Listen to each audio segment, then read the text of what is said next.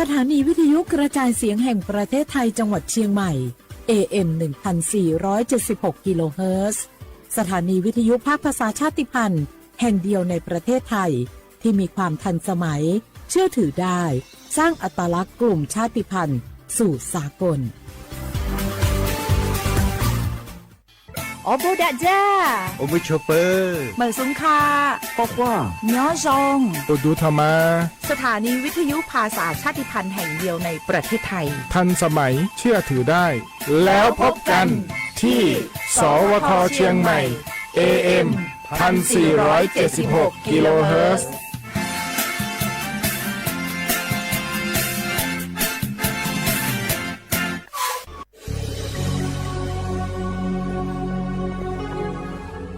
เกิดเป็นคนไทยเติบโตบนผืนแผ่นดินไทยจงภูมิใจในความเป็นไทยชาติไทยเรานั้นนับเป็นชาติที่มีความเป็นมาเก่าแก่ยาวนานเรามีภาษาวัฒนธรรมและมีสิ่งต่างๆที่เป็นเอกลักษณ์ให้เราได้ภาคภูมิใจในความเป็นคนไทยเราควรเห็นคุณค่าและมีความรักชาติหวงแหนแผ่นดินอันเป็นมรดกของบรรพชน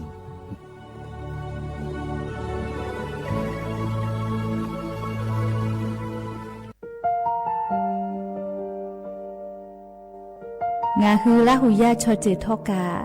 ไทยมีกือเวจอมออเอโลอาสะและไกเปวิทัปปะตองาฮือมีมาลูจาเวโย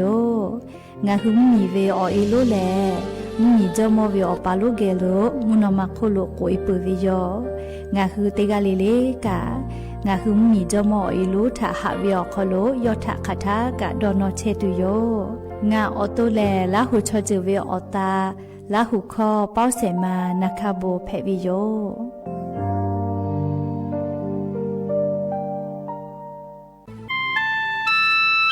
งาคือเจ้าวัดจิ้งใหม่ออกข้อต่อเกือตีออกคโลโฆษณาติผาคือกาเวลโก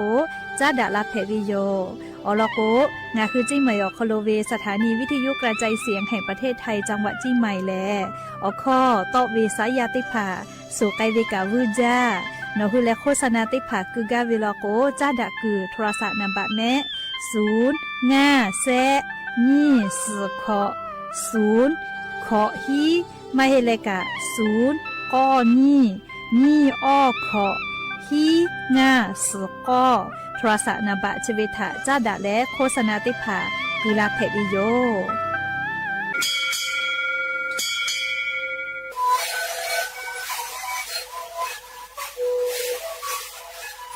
ชีวิตคือมันคือยาแก้เชื้อเวออกข้าวเชื้อและหุบเข้าตัวเกี่ยวออกทีจังหวัดที่ไหนAM มาบ้าได้ที่โอหาสุดเกิดขึ้นเลยได้มีเลี้ยงหลักเอาพ่อเอายาแก้เชื้อไหนดูแลได้ชิ้นไหนเลี้ยงถือไปเอายาที่ไหนใช้ต่อแล้วก็เหมือนข้าวกระดองได้มีเลี้ยงและหุบคอก็เชื้อเวอและมาและหุบคอก็เชื้อสมานข้าวโดนในดีโจเ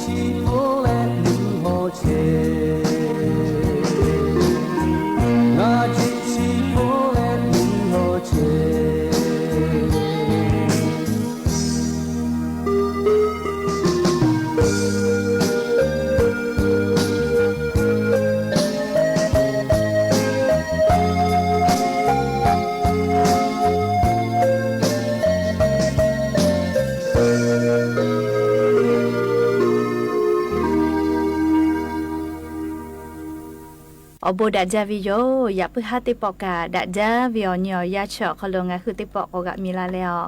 ชูเป้าป้าลูเชตาวิโอวิโอเนียละหุยาติพาเกลติแกไรกาโบดาจาเขาลงงาคืออเข้ากะกะดักไอเชวิทัปตออลอเปติกาเลถาตะอุยอยาวิโอเขาลละเซจาแล้วไรกาโบดาจาเขาลหะอยู่ลาวิโยแม่หาวิโอวิโอเนียละหุยาค่ะพ่อช่วยพ่อลูเชวิค่ะคิเพเชเลติกาเลกาจาเมดอเมซุเมกาเมแล้วฮาเลดอซาเชโอลินา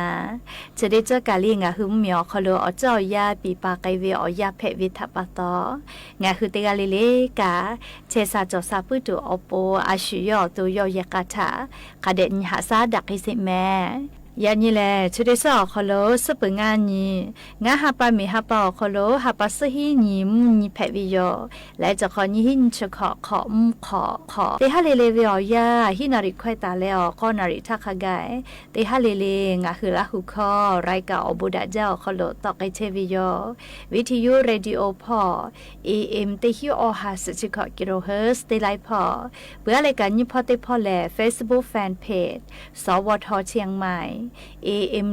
1476พอกะไลฟ์สดติดต่อไอเชวิโยงาคือละหุยาติภาลุละและรักกะกะโมวิทยาธา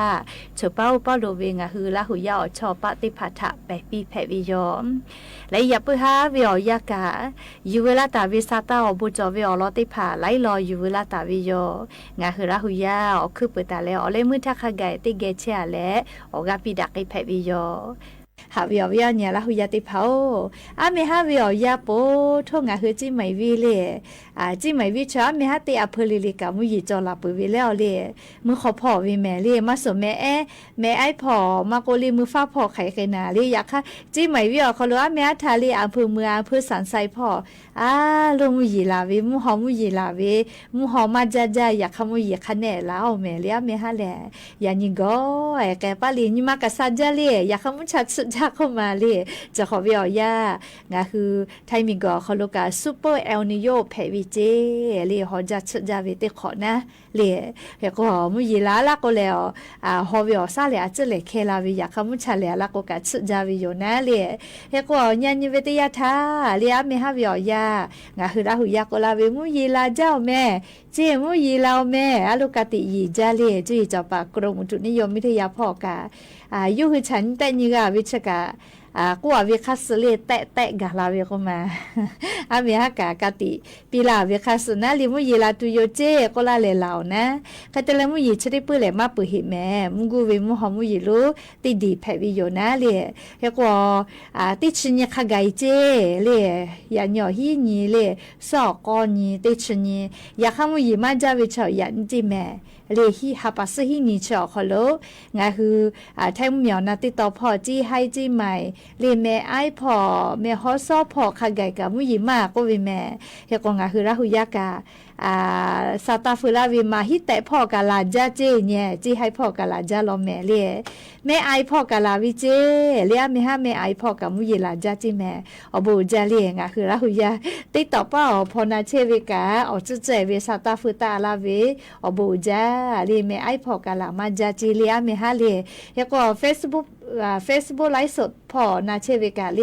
ฟุตาลาเพวิโยเลมุยลาเวไขไกเวนะแม่ฮะวิโอยาเฉป้อวิโอลอกาอุปวิลาหุยาทะฟูปิเพวิโยเลซาตาเลอุปวิโอลอกาเลเฉป้อโลเวงาคือลาหุยาทะซาตาติภะฟูลาเพวิโยเฮก็นิเวตยาทะเลยะนี้กาตาเลกาลีติชิญงะฮาปามิฮาปาวิอยาชอคอโลงาคือไทมิงกอคอโลมุงกูเวมุฮอมุยลูลาตุโยแตะโกเวโยอลอปือฮึลาตุเวแลนี่คือไทยเหมียวนะติต่อพ่อจิแม่ยากว่ากูให้แลฝาก็เวนาลียะยิงะคือไทยเหมียวนะติต่อพ่อขอ10%มุยเบหุตาเวลอแม่มุยลามันจะตุเวยันจิแม่เลจิมายอคอโลเลไทยเหมียวนะติต่อพ่อนะจิไหมเจมาให้เลจิให้จิไหมแม่ฮอซอลาพูลาปาแพร่นานเลแม่ฮอซอพอขะไกกันนะยันจิแม่เลมุยลามันจะไกตุเวเลติฮาเวีย ขอเชเปเซแต่กาตาวิเจติกาติติลโกเลมุหอมยิลูกาติเลวาสกาจีลาตุโยจิแม่เลแม่ฮอซอจีใหม่ลำพูลำปาจีให้ผายาวนานแพร่สุโขทัยตากพิจิตรกำแพงเพชรอุตรดิตถ์พิษณุโลกและจังหวัดเพชรบูรณ์พอขไกเจนิเวตยาไทยยานิมุยิมาจาตุลอลิงาคือแทงเหมียวนาติต่อพ่อกะเคกอเตียเลยภาคอีสานพ่อกะมุยิมาลอแม่ขอเชเปเซเจเลติกาติติมุยิลามาจากตุโยจิแม่ไม่ฮอซอกะไทยมีก็จะติต่อพ่อกะจอลอแม่ออเชเปเซเจมุยิต่อพ่อขอเชเปเซไทยมีก็ฮอติต่อกะขอเชเปเซเตละกุทิพ่อกะยานิมุยิเตฮาเวียขอเชเปเซเบหุตาวิเจเลกุทิพ่อกะมุยิลาตุโยเลขอเชเปเซเบหุอวิจิแม่เลอเวียเนละหุยาจเป้าเป้าวิกะซาตาจะเจกะเฟือลาเพอเลียเมฮะไขไกวิกะนะเลชเป้าเวียลอกะอุปเวลาหุยาถากาฟุปิกาเวนะเลขโกเป้าเวียลอกะชเป้าเวงะหุระหุยาถากาฟุลาเพอแม่เฮโกนิเวตยาทาเลมุยิเชเลติชญคะไกเจยาคะแทมเหมียวนาติต่อพ่อหุลามาเวียหาปัสหินี่แลกอนยอคโลจิแม่เลขโกเชกาอยู่เวลาแลลิงะหุระหุยาติภาทาแพกไอเชเวียเจ้ายามุชามุยิมกำหอพอจ้าดาวิสาตาติภาอยู่เวลาแลเลจะเคชลากาลาวิโยแม่ก็จ้าแลเลหาเวียเนี่ยละหุยาติภาอะโลว่าเมฮักกูกะซาตาเลอเมบุเวไลลอตะลาเวเลซาตาอเมบุเวนามาเลยาสนามที่ลาป้างานนาริตาเวลาเลยยานิเวอยาแลนามาติจิเลอฟุยอยาลาเวลอเมฮาเลลาลาหุยานามาอฟุยอเวเชเลฮาเลเวอจือเพวิโยเลยกว่านามาเตลิเวียฮีชงาสตาขยะลาวิเจเลนามาอฟุนะติจิเลขับปุยวิจิแม่เลนามาอฟุฮิชงาสตาก็ยาลาวิเจเลขก็ดาวิสตาอลออยู่นะนามายาลาวิก็ลากะเลนามาตะวิก็ลาก็คีเวเลนามาตะลาก็ติจิเลพ่อกาจากาดอวิพ่อคือลาวิทัปปะตอคีจาวิโยแม่เฮก็จ้าเลติปอแลยือจาวิสตาลุยโยเลหาวิอเนี่ยละหุยาติเผาโครงการคนละครึ่ง plus สกาเลโครงการไทยช่วยไทย plus ฮอลุเชตาวิโครงการโยและเลโครงการบัตรสวัสดิการแห่งรัฐสกาเลโครงการไทยช่วยไทยฮอลุเชตาวิโครงการติมาเอก็เพวิเจเอโกเลียนทาเรียสตาติภากาลาปุวิโยลิงะคือละหุยากะลอนาจาวิโยงะคือรัฐมนตรีกระทรวงการคลังพ่อสตาติภาปิกาลาวิแลงะคือมียาติภาดอลอวิเคเลกูเฮเลลอตาจิแม่เลโทมาลอตาเลก็เลกูเฮเลลอตาก็วิเชเลงะคือบัตรสวัสดิการแห่งรัฐตาเลกาเลโครงการคนละครึ่ง plus สติภาแยกไอตัวออกค่าติภาโตเราวิโยเรียกว่าอลอเรียกโครงการคนละครึ่ง plus ถ้าเรียอลอกว่าสาเรียติเราเปิดติเราแกนะแม่ก็ติแกแป้หอยดะแล้วก็เวลาก็ชุดสะจาเลยแล้วก็โครงการคนละครึ่ง plus ชอคโลแลเซชลากาปีตุโยเจเชเวอคโลแลอาจจะอยารัฐบาลขอเชเปเซต่อลาเลเนี่ยคือเป้ากะออเชเปเซกาต่อวิเจใครแต่แลลงทะเบียนวิแลลีง่าฮาปามีฮาปาคโลนี่ชงานยอคโลเลแอปเป๋าตังอคโลกาลงทะเบียนวิจิแม่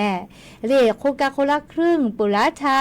เยจอวิชอติภาโลโกแอปเป๋าตังจอเฮโลโกน่าลุยและกาจะยืนยันรับสิทธิ์วิเจโนคือเลลงทะเบียนจอและแอปเป๋าตังอคโลมาลุยและมาจะยืนยันรับสิทธิ์วิโลโกโนคือมากาแม่โครงการคนละครึ่ง plus สกาอเปียวสักขับไปแอปเป๋าตังคอลุลุยและเรียกาจะยืนยันรับสิทธิ์วิเจอยากค่าเลแอปเป๋าตังมาจอฮิวิชอลโกกาดาวโลเวลาเลกาติตั้งวินะใครแต่ละโครงการคนละครึ่งอคโลติไปกับมาเยจอมาลงทะเบียนเสวิชอติพาเลกาลงทะเบียนวิโยเรียกค่าเยจอวิชอติพาโลโกแอปเป๋าตังอคโลนี่ชงานยิงาฮาปาทาเลแอปเป๋าตาลุยและกาจะยืนยันรับสิทธิ์วิเจเลปุระทากาจวกาลิโนคือมาจากก็ยืนยันรับสิทธิ์วิโลโกมากาวิแม่เรียกว่าตาลุปีเลคาเดกูเฮโลเลดอลอวิเคเลอยากกาลาปานิแม่นี่ชงานยิงาฮาปาทาตาพอเลลงทะเบียนจลากไอตุโยเจเลโครงการคนละครึ่ง plus เลเฮกว่าโครงการคนละครึ่ง plus ชอคอโลกาเลติกาเวียอหิบะ ปีลาวิเจอหิบะปีลาวิชอนี่ปุเขติปีลาตุโยเจอลอติปุแลเล่ขอหาปาทัตตาวิเจขอหาปาเลสหาปาเล่ขอหาปาเล่หาปาสตินทาตาเยวิจิแม่เรียพูลุลาวิอขอหาปาทัตติหิบะเจสหาปาทัตติหิบะเรียกก็เตะเลนิฟุติฟุหิหาปาเลก็หาปาติเปวิเจเฮก็ติหาปาเวียติหิบะลุลาตุโยนะเรียติหิบะเรียกก็ติหิบะวิชอติปอยติเยเพลลาก็มาแผเรียโครงการคนละครึ่งพลัสชอคโลแลเรียตินิเวอคโลยอปิลาเวโกลาเวคัสลีนิหาโกนิหาเสหาโกเสหาติหาโกติหาเรียวเวอคโลเจกาเยเวนะโมกาปาจาเวแอปเปาตังอคโลฟุบะเกาเลกาเยเวเลียจุยารัฐบากุลาเวขอ10%นะเลยเนี่ยคือกับ10%ก็ปอกเกลือแล้วเลยกาเยเวเลยเนี่ยคือเป้ามาคือก็มากาเยแม่เลยเยมากานะเลยโครงการคนละครึ่ง plus อคโลแลแล้วก็งานคือเราอยากได้ผ่าโฟกัสคาเดจัตแต่เลยแอปเป๋าตังอคโลฟุบะคือแล้วเลยโครงการคนละครึ่ง plus สติผ่าเยกาเกตัวอปนะแล้วก็เซตชลากาอปปีไกตุโยเจเลยคเตะแล้วจอเลยโครงการคนละครึ่งนะเลยปูแม่เลยโครงการคนละครึ่งเปื้อแล้วบัตรสวัสดิการแห่งรัฐก่อลุยสาลีคเดนาแม่จุดนี้คือกระทรวงการคลังพ่อบัตรสวัสดิการแห่งรัฐจาลากอกะวะวิอคโลเลคาเปติชเซลานิเซกาเจติลูโลเจบัตรสวัสดิการแห่งรัฐอคโลอเมจตาเวติผาลโกโซเวนะเลติผาลโกเลมาเชเวเลมิกโคมาเชเวนะโซเวจาลาติผาอยู่ต่อแลเลติชติคือนะเลบัตรสวัสดิการแห่งรัฐอคโลติชเซลานิเซกาเจติจตาโลเจคือก็บัตรสวัสดิการแห่งรัฐติหมู่ทาคาเคติปิลาตุเลก็เลบัตรสวัสดิการแห่งรัฐอคโลแลติฮาปาเวติฮิเวอคโลเลติฮิโมกาปัจจาวินะโอฮาปากาตุโยเลเยเวกาลินิปุติเปเยตุวิโลแม่เลคาช่วยรอเลคือก็ติฮิบาวิชอเลปุระทักกังหัวปีติโมกานะเลติฮาปาเวเซฮากาวินะโมปัจจาเกตุเฮกว่าจุยารัฐบาลเลติฮาปาเวสหบะกอเทลาตุโยเจสหบาเลเซฮบะปอดากติฮิบะพูนะเลโมปัจจาเกกาเวเลบาสวัสดิการแห่งรัฐเลอปีติโมติชติตุมาโลเจกาจาเชอเวติโมนะอปีติโมติชเซลากาติดเสละนี่เสกาอคโลเชียวิชอติดสติตุมาโลเลเจ้าหน้าที่กระทรวงการคลังนั่นเลยอยู่หืดสนิแต่อินไกตุโยเจงาฮาปาวิอยาชอคโลเลมากะคือมากะจอเลเพซาปอซาจากะบาสวัสดิการแห่งรัฐวิติภาชานี่เลมอวิโลก็อยู่ขอตุโยเจเลอยู่ขอตุโยเจแม่เลแค่กว่ากะคือกะจอวิชอติภาเจติจ้าเลกะเกตุโยนะเลแค่เตเลอติฮาปาวิติฮิบาวิชอสหบะเลรัฐบาลสกอเทลาเลเซหาบาวิอเปียปอเลโมปาจากาเวเลเขกติหาปาเวติฮิบะเลติปอติปาจากาเพอนะไม่เลกาแต่เลติหาปาวิอคโลติฮิบะเวติญาจะปาจากานี่คืออาลัวอยู่เลชอบะสวัสดิการแห่งรัฐชเบแลบะประชาชนเยเลโมปาจาวิโยเลเขกอชอปิติโมนะเลบาสวัสดิการแห่งรัฐอปิติโมติชติตุมาโลเลยาคาอายีจาเวคเดนาเลบาสวัสดิการแห่งรัฐเลมากาเวติชเซลานิเซกาอคโลเลอเมมาจตาวิชอติภาฮาวิโกวิชอเพวินาเลอาสาติชีขอบิโอเลติชีขอบิเปและผู้ชจากาวิพอติขอเวียติเซอคู่มาเกวินาฮาวิโกวิอโมนะเลเคเตเลข้าราชการมาแผวิชอกาแผวิโยเลเฮกว่าบาสวัสดิการแห่งรัฐคุณสมบัติจะเคยจอวิโลโกเลจียวิติหมวติปอกพอและเลอแม่ก็วะตุโยเจเลปีติหมูกาเวลากติชติตุมาลูนะเลชกาชูกาฉันตุโยเลมากาคือมากาจอกอยู่บาตุโยกาคือกาจอวิเจลึเตะตุโยนะเลหาวิโกวิชอเจติลึเตะตุโยเพซาปอซาเวลากมาปิโอจิเมเลชติปอคาเดกาฉันตุโยเจเฮกว่าเลกาคือกาจอเลหาวิโกวิเลชกว่าวิอาสาติชีขอบีเปเลอจากากาวิติเซอคู่มาเกเลหาวิโกวิข้าราชการหมัวโคลุมาเชตาวิติผาลโก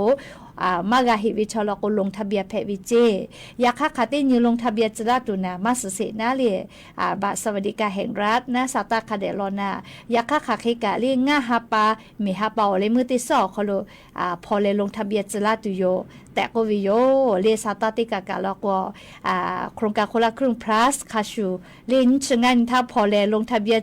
จะลาตุโยกะกัวหมอเลสตากา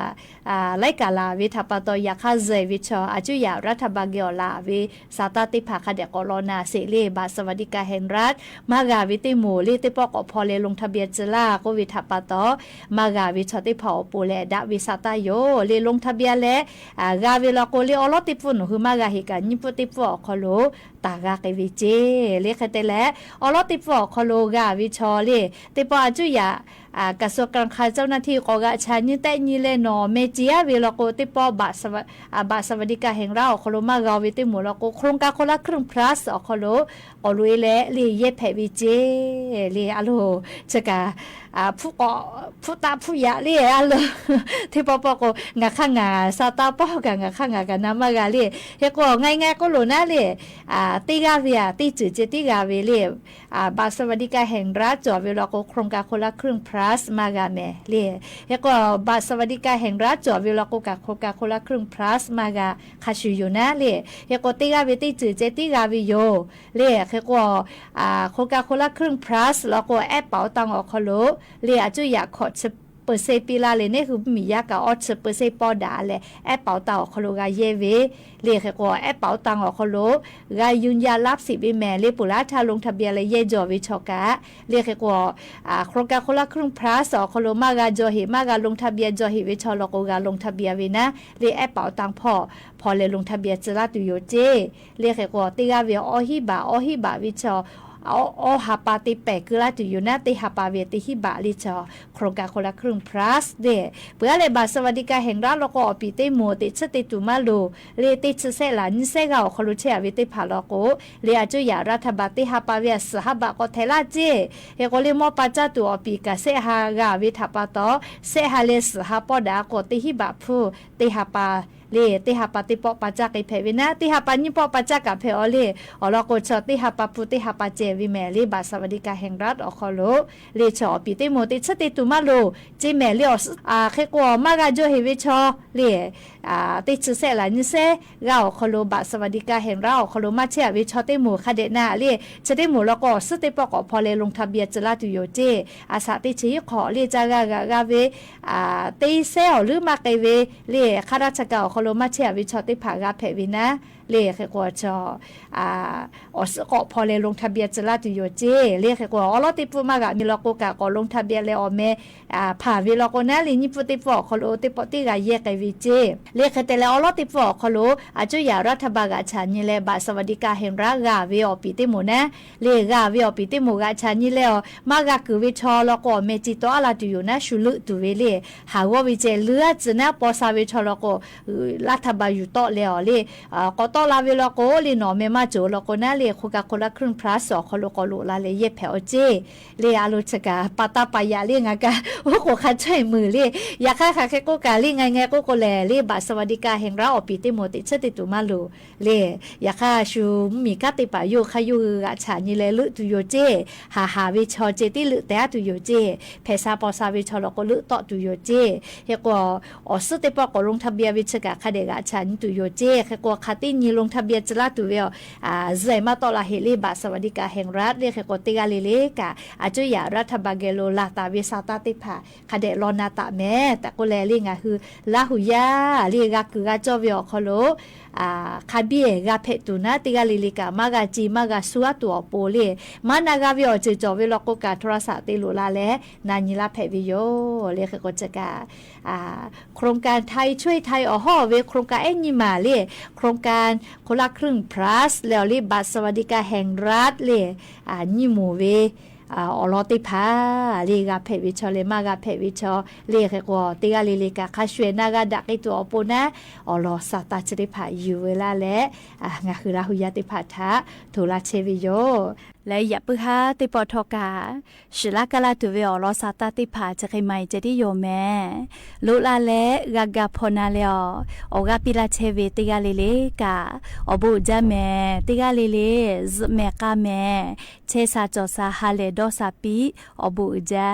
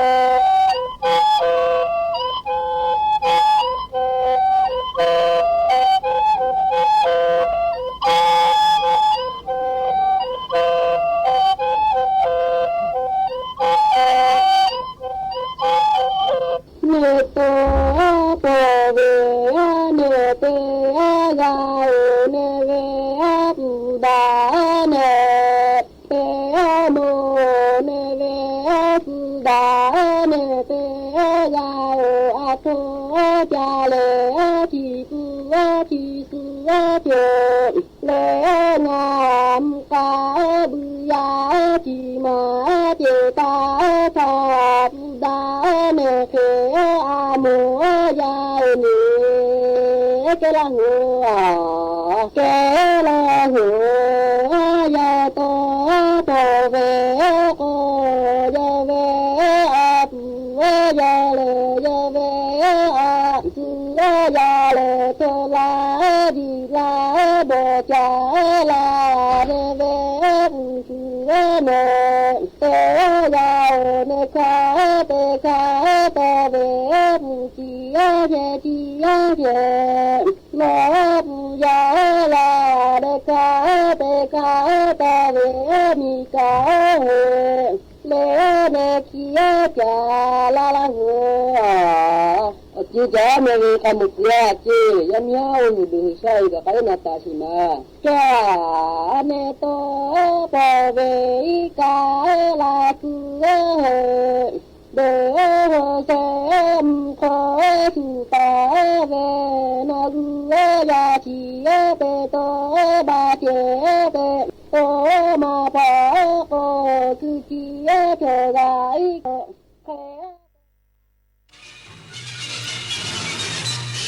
เ สถานีวิทยุกระจายเสียงแห่งประเทศไทยและเครือข่ายทั่วประเทศเสนอข่าวต้นชั่วโมง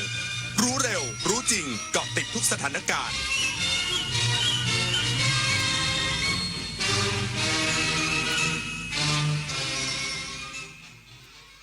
รับฟังข่าวต้นชั่วโมง 21 นาฬิกากับชโลธรจันยาครับรัฐมนตรีประจำสำนักนายกรัฐมนตรีกำชับหน่วยงานที่เกี่ยวข้องตรวจสอบโรงงานผลิตปลากระป๋องเข้มงวดอีกสักครู่กลับมาติดตามรายละเอียดครับเมื่อโลกเปลี่ยนคนต้องปรับทักษะใหม่ที่เป็นกุญแจสู่อนาคตโลกเปลี่ยนเร็วขนาดนี้เราจะตามทันนี้นะทันสิแค่ไม่หยุดเรียนรู้เพิ่มทักษะใหม่ใช้เทคโนโลยีให้เป็นเราต้องเริ่มยังไงอะก็เริ่มจากตัวเรานี่แหละคิดเป็นทำเป็นรู้เท่าทันสื่อและมีคุณธรรมไงล่ะพัฒนาคนไทยให้ก้าวทันโลกยุคใหม่ใส่ใจเรียนรู้สู่อนาคตที่ยั่งยืน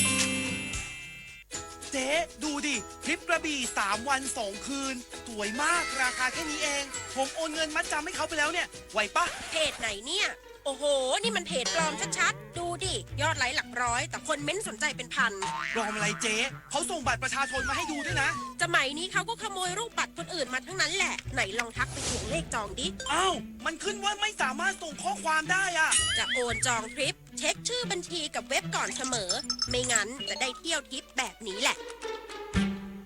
พามาจับไต่ AI ภาพและคลิปที่เห็นเป็นเรื่องจริงหรือ AI สร้างบางรูปบางคลิปก็สมจริงจนหลายครั้งแทบแยกไม่ออกแต่เดี๋ยวก่อนยังมีจุดที่ช่วยให้จับผิดได้สังเกตนิ้วมือบิดเบี้ยวผิดธรรมชาติใบหน้าสมมาตรเกินจริงผิวเนียนเกินไปเหมือนพลาสติกแสงและเงาไม่สัมพันธ์กันตัวหนังสือเพี้ยนเหตุการณ์เกินจริงจนน่าสงสัยก่อนแชร์ก่อนเชื่อก่อนตกใจหยุดดูให้ชัวร์อีกครั้ง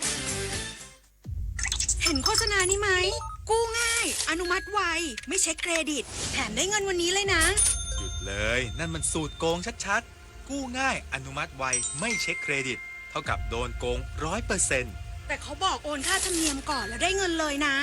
นั่นยิ่งชัดโอนก่อนเท่ากับเสียเงินฟรีมิจฉาชีพในคราบเงินกู้หลอกผ่านแอปและโซเชียลสุดท้ายไม่ได้กู้แถมเสียเงินฟรีเช็คให้ชัวร์ก่อนกู้ทุกครั้งเซฟเงินเซฟตัวเอง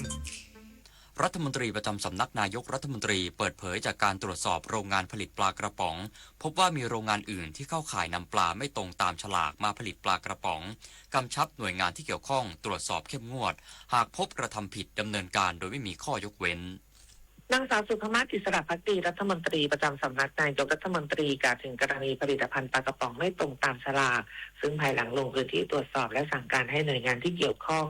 ลงพื้นที่ตรวจสอบเพิ่มเติมแล้วเริ่มพบโรงงานที่เข้าข่ายลักษณะเดียวกันโดยใช้วัตถุดิบปลาไม่ตรงตามฉลากมาผลิตปลากระป๋องไม่ได้มีเพียงแค่โรงงานเดียวที่ผู้ว่าราชการจังหวัดสมุทรสาครได้สั่งหยุดประกอบกิจการชั่วคราวตั้งแต่พบเคสแรกที่จังหวัดสมุทรสาครจึงได้กำชับให้3 หน่วยงานหลัก ประกอบด้วยสำนักงานคณะกรรมการคุ้มครองผู้บริโภคจังหวัดสำนักงานคณะกรรมการอาหารและยาและสำนักงานอุตสาหกรรมจังหวัดลงพื้นที่ตรวจสอบโรงงานผลิตปลากระป๋องและอาหารกระป๋องทั่วประเทศเพื่อตรวจสอบมาตรฐาน GMP ฉลากสินค้าและวัตถุดิบที่ใช้ผลิตโดยไม่ต้องรอให้มีข้อร้องเรียนเพิ่มเติมยืนยันรัฐบาลพร้อมขยายผลโดยไม่มีข้อยกเว้นหากพบการใช้ปลาชนิดอื่นแทนชนิดที่ระบุบนฉลากจะดำเนินคดีตามพระราชบัญญัติอาหารพุทธศักราช 2522 ฐานผลิตอาหารปลอมโทษจำคุกตั้งแต่ 6 เดือนถึง 10 ปีปรับตั้งแต่ 5,000 ถึง 100,000 บาทพร้อมอายัดสินค้าและสั่งหยุดกิจการชั่วคราวผมธิดาทิพยานนท์รายงานค่ะรัฐมนตรีช่วยว่าการกระทรวงเกษตรและสหกรณ์เปิดเผยยังไม่พบการระบาดของปลาหมอคางดำเพิ่มเติมพร้อมชี้แจงอำนาจตรวจสอบการผลิตปลากระป๋องเป็นหน้าที่ของสำนักงานคณะกรรมการคุ้มครองผู้บริโภคและสำนักงานคณะกรรมการอาหารและยานายวัชรพลขาวขำรัฐมนตรีช่วยว่าการกระทรวงเกษตรและสหกรณ์กล่าวถึงสถานการณ์การแพร่ระบาดของปลาหมอคางดำในปัจจุบันว่าเบื้องต้นได้สั่งการให้กรมประมงสำรวจพื้นที่ที่เคยพบการระบาดของปลาหมอคางดำทั่วประเทศแล้วซึ่งได้รับรายงานว่าสถานการณ์ยังอยู่ในภาวะควบคุมได้และยังไม่พบการแพร่ระบาดเพิ่มเติมแต่หากว่ามีแนวโน้มการแพร่ระบาดมากขึ้นอาจปรับแผนรับมือพร้อมวางมาตรการแก้ไขปัญหาอย่างเป็นระบบต่อไปรัฐมนตรีช่วยว่าการกระทรวงเกษตรและสหกรณ์ยังกล่าวถึงกรณีที่สื่อสังคมออนไลน์เผยแพร่ข้อมูลปลากระป๋องที่มีลักษณะคล้ายเนื้อปลานิลในซอสมะเขือเทศและเกิดความกังวลใจของผู้บริโภคได้รับประทานสินค้าที่ไม่ตรงปกว่ากรมประมงมีหน้าที่ตรวจสอบสายพันธุ์ปลาไม่มีหน้าที่ในการตรวจสอบรายการผลิตหรือจับกุมผู้กระทำความผิดซึ่งเป็นอำนาจของสำนักงานคณะกรรมการคุ้มครองผู้บริโภคและสำนักงานคณะกรรมการอาหารและยาชวนันท์มาลีรายงานกรมสอบสวนคดีพิเศษประสานสอนชนตรวจสอบข้อมูลการเดินทางเรือบางส่วนหลังพบความผิดปกติจากการขนส่งน้ำมันจากภาคตะวันออกไปยังจังหวัดสุราษฎร์ธานีพันตำรวจตรีวรนันท์ศรีล้ำผู้อำนวยการกองคดีคุ้มครองผู้บริโภคและโฆษกกรมสอบสวนคดีพิเศษหรือ DSI นำคณะพนักงานสืบสวนเข้าหารือร่วมกับศูนย์อำนวยการรักษาผลประโยชน์ของชาติทางทะเลหรือสอนชนที่กองทัพเรือเพื่อขอข้อมูลเชิงเทคนิคประกอบการสืบสวนกรณีต้องสงสัยการขนส่งน้ำมันทางเรืออาจมีการแจ้งข้อมูลไม่ตรงกับข้อเท็จจริงหรือเข้าข่ายการหลีกเลี่ยงภาษีและกระทำผิดเกี่ยวกับน้ำมันเชื้อเพลิงโดยสอนชนได้ชี้แจงวิธีการตรวจสอบข้อมูลการเดินเรืออาทิสัญญาณติดตามเรือเส้นทางการเดินทางจริงจุดจอดและช่วงเวลาการขนส่งเพื่อใช้ประกอบการเปรียบเทียบกับข้อมูลของบริษัทเรือทั้ง9บริษัทที่สอบสวนไปก่อนหน้านี้ว่ามีข้อมูลสอดคล้องหรือไม่รวมถึงให้ข้อเสนอแนะในการขยายผลสืบสวนเพื่อพิจารณาว่าอาจมีการกระทำเป็นขบวนการหรือมีผู้เกี่ยวข้องเพิ่มเติมหรือไม่อย่างไรก็ตามกรมสอบสวนคดีพิเศษอยู่ระหว่างตรวจสอบเที่ยวเรือขนส่งน้ำมันในเดือนมีนาคมที่ผ่านมาจำนวน99เที่ยวพบว่ามี20เที่ยวที่มีลักษณะการเดินเรือผิดปกติจากโรงกลั่นในภาคตะวันออกไปยังคลังน้ำมันจังหวัดสุราษฎร์ธานีจึงประสานสอนชนเพื่อขอข้อมูลเพิ่มเติมและบันทึกถ้อยคำประกอบสำนวนคดีดลนภาสุภรสมบัติรายงาน1 คนลดน้อย100 คนลดมากรวมพลังทั้งชาติไทยไม่ขาดพลังงานจบข่าวชโลธรจัญญาอ่านรับฟังข่าวครั้งต่อไปเวลา 22:00 น.ครับติดตามข่าวที่นำเสนอไปแล้วได้ที่ www.thainews.prd วิทยุแห่งประเทศไทยให้ความรู้คู่ความสุข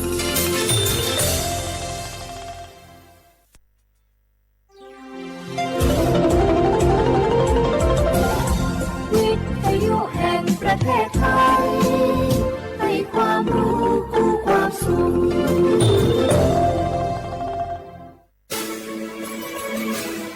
สถานีวิทยุกระจายเสียงแห่งประเทศไทยจังหวัดเชียงใหม่ AM 1476 กิโลเฮิรตซ์สถานีวิทยุภาคภาษาชาติพันธุ์แห่งเดียวในประเทศไทย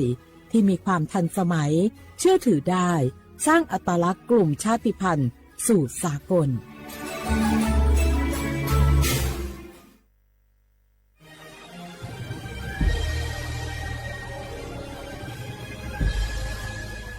เกิดเป็นคนไทยเติบโตบนผืนแผ่นดินไทยจงภูมิใจในความเป็นไทยชาติไทยเรานั้นนับเป็นชาติที่มีความเป็นมาเก่าแก่ยาวนาน เรามีภาษาวัฒนธรรมและมีสิ่งต่างๆที่เป็นเอกลักษณ์ให้เราได้ภาคภูมิใจในความเป็นคนไทยเราควรเห็นคุณค่าและมีความรักชาติหวงแหนแผ่นดินอันเป็นมรดกของบรรพชนร่วมภาคภูมิใจในความเป็นไทย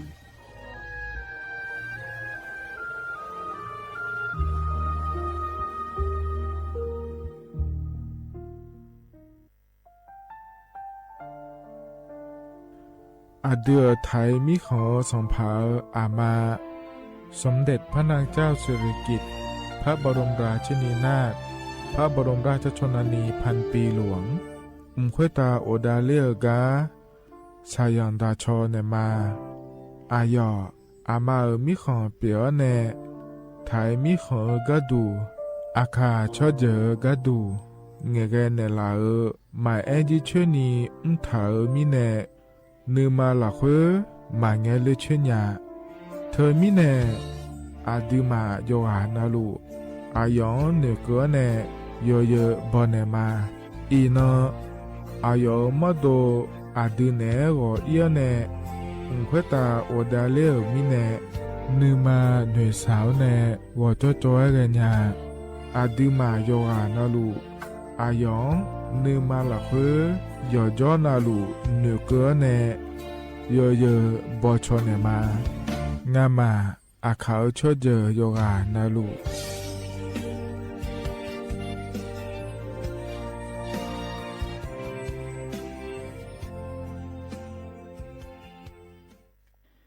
ะกอตินักวอลุคุมยาวยศาดูเจียงหลังในญาณีเมื่อสปสชโยกานาลูวะดูโยมือยศาดูละยาวนักวอลุคุมยาวอุตายศาดูเจียงหลังในญาณีหลัวแม่ซาพิโลเดอฮอผู้เจอเดอกะดูเฮลวยยาแม่ซาพิโอปดัวมาเมื่อเจ็บเจริญยังกะลาและอันตราซาวน์ในชอเชอไอโอดินยศาดูนี้หลังเนอแม่HIV อามังเนจังมาบิญอยกะดูยากะบิโอขะแม่เสดอเชฮอชีโชอุตาลาซาแม่สิญญาเจมอนาสปสชติซุมจำยอสปสชเขต1เชียงใหม่นากาจำยองาซุมญีเยงาซุมงปายโยดามโอเดนากาตีโกจำยอนึมานากอนาลูเดนากาติซุมญีซุมโยกานาลูกะดูเมเด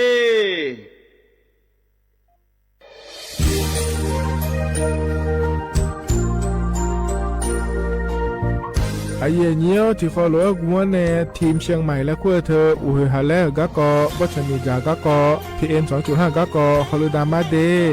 ไอเย่นี้มีจาโดโมนะเธอกะศูนย์อเมริกันและแก้ไขปัญหาไฟป่าหมอกควันและฝุ่นละอองจังหวัดเชียงใหม่ละเพื่อนากาซาโบจำยองาซุมตีนีเย่จำยอเยียงจางเลยยังไม่เดเจ้ามาเมื่อฮอปาย้อนยุ่มได้จางอาเดเย่เนียวเธอก็พอชอยมีจาอุฮาเลฮอนในเพียง2.5 กะกอฮอลิดาอากกะมาคาเธอก็แอปพลิเคชันไฟดีและขั้วปาเนออนุมายานะมีจามาบิเคเจเดอันอายามก็ดูนะขอนี้อันตีบาลาติเสียในอันสมเชติบาลางาซีอาคนนี้พังหายาโกช่วยกันนี้อาส่วนมาขาจะบ่อนายย่อปายุบ่อยเจเดหนุ่มเหมือนในสำนักงานประชาสัมพันธ์จังหวัดเชียงใหม่นะที่ฟอลโล่กุมะมือดาลานยานีทีมเชียงใหม่และขั้วเธอที่ฟอลโล่เกิดดามาเดเธอมีเนที่ยิที่โปกะนึกะมาพา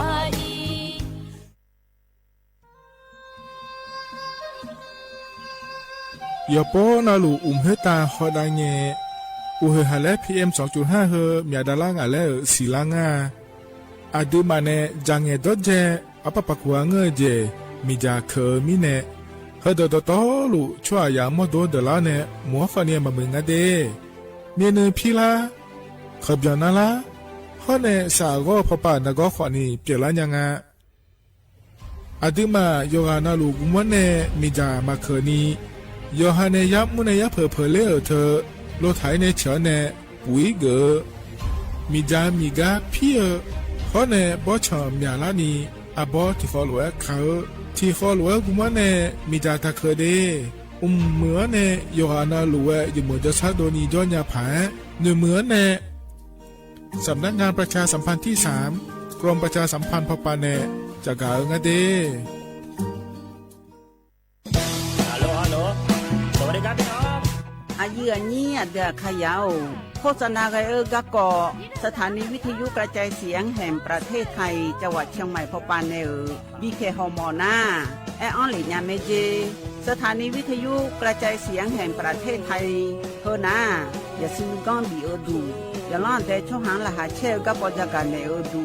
พ่ออีสอนนี่กามาเล่าเนกามองขากากายกุญญาอายุเนียวโฆษณาบีเกหมอญาแลนึงมาอ้อนนานากาไงเหลียวเนไงทอนยังง่ายีเนียวนากาสังโบนาก่อนนี่จำยองาซุงมีสีโกจำยอโกเย่และงาเดใจที่โบนาก่อนนี่จำยอเวนี่โกเย่งาสีเวและงายีเนียวมาเจอเก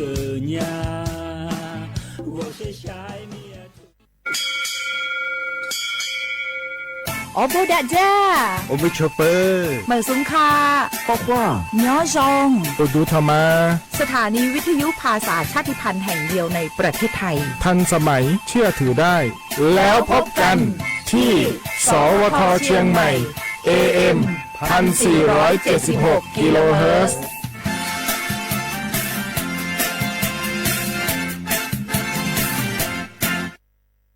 ข้าชอแม่นู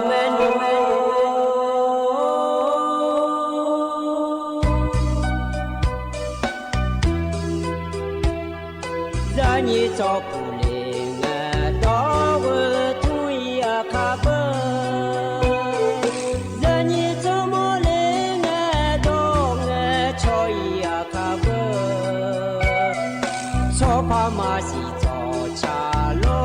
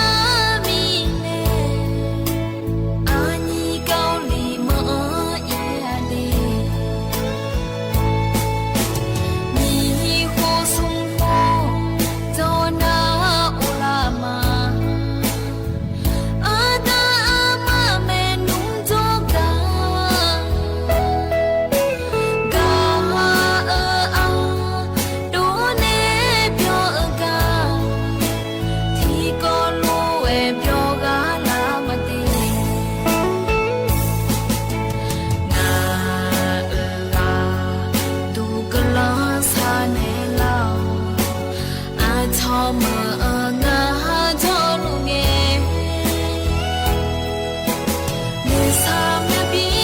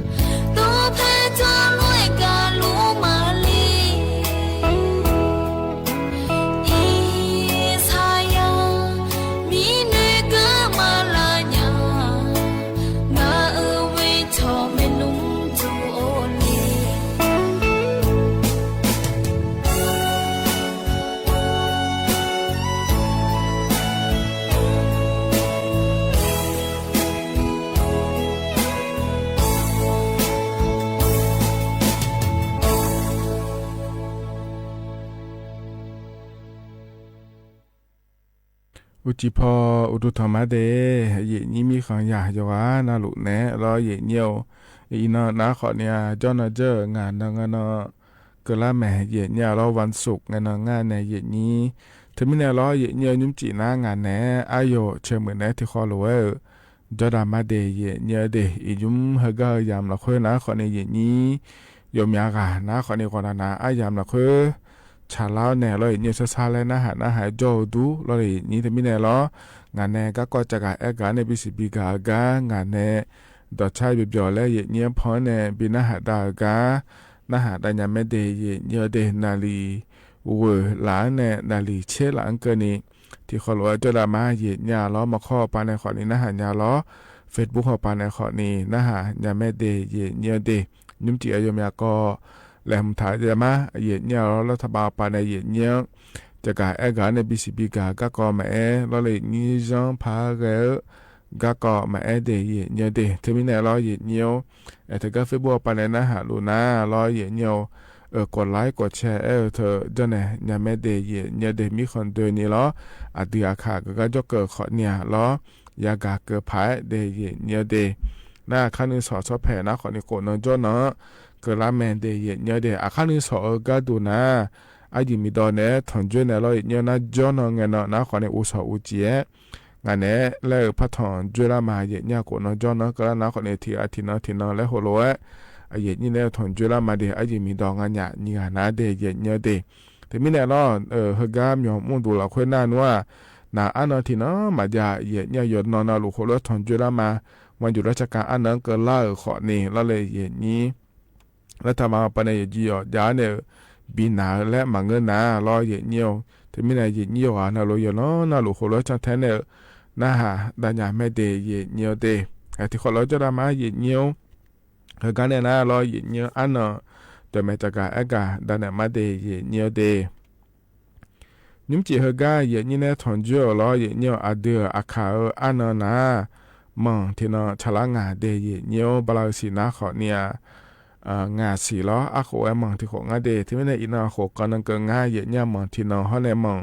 ที่โคมีเนี่ยรอเยเนี่ยไทยอันนั้นอินาวันศุกร์อันนั้นอันนั้นเยบลาสีนะขอนี่พฤษภาคมและขั้วสีเดอาโคนั้นหยิบผ้างายาโกช่วยงาเดเย็นเยอะเดนะโคโตละโตล้อเย็นนี่นะถอนเยอะยิ้มจีอาอย่างเมื่อละค่อยเดเย็นเยียวก้างอันนี้ก็แลมทามายาจากอากาศด้านไหนมีนายล้อตัวแชททิบยุ่มจอแม่นะฮะดราม่าเย็นเยียว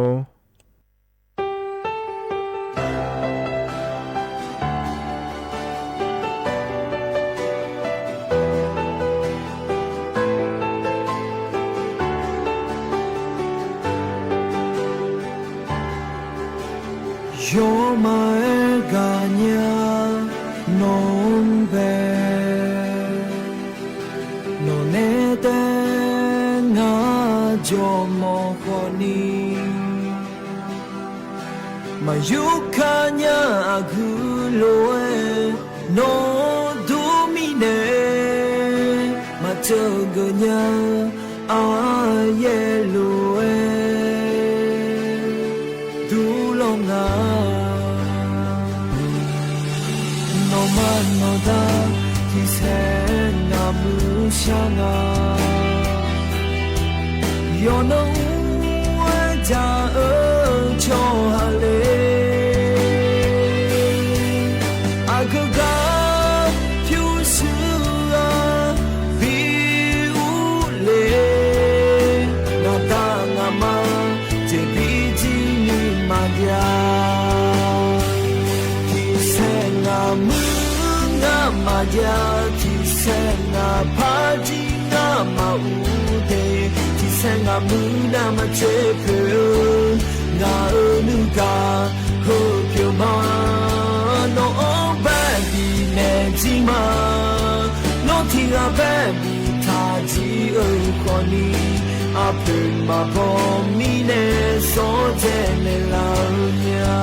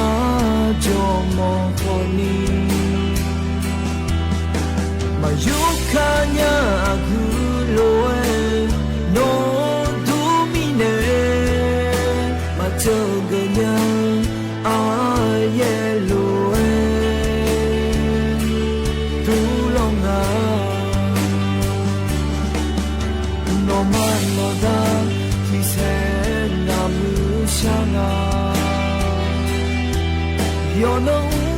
我家瞧哈嘞，阿哥哥飘雪啊，比乌嘞，那大阿妈这比基尼玛家，提升阿姆阿玛家，提升阿帕吉阿玛乌的。生啊木那么切票，那nu ka ho pyo ma no baby ne ji ma no ti ga baby ta ji o ko ni a phe ma bo mi ne so je ne la nya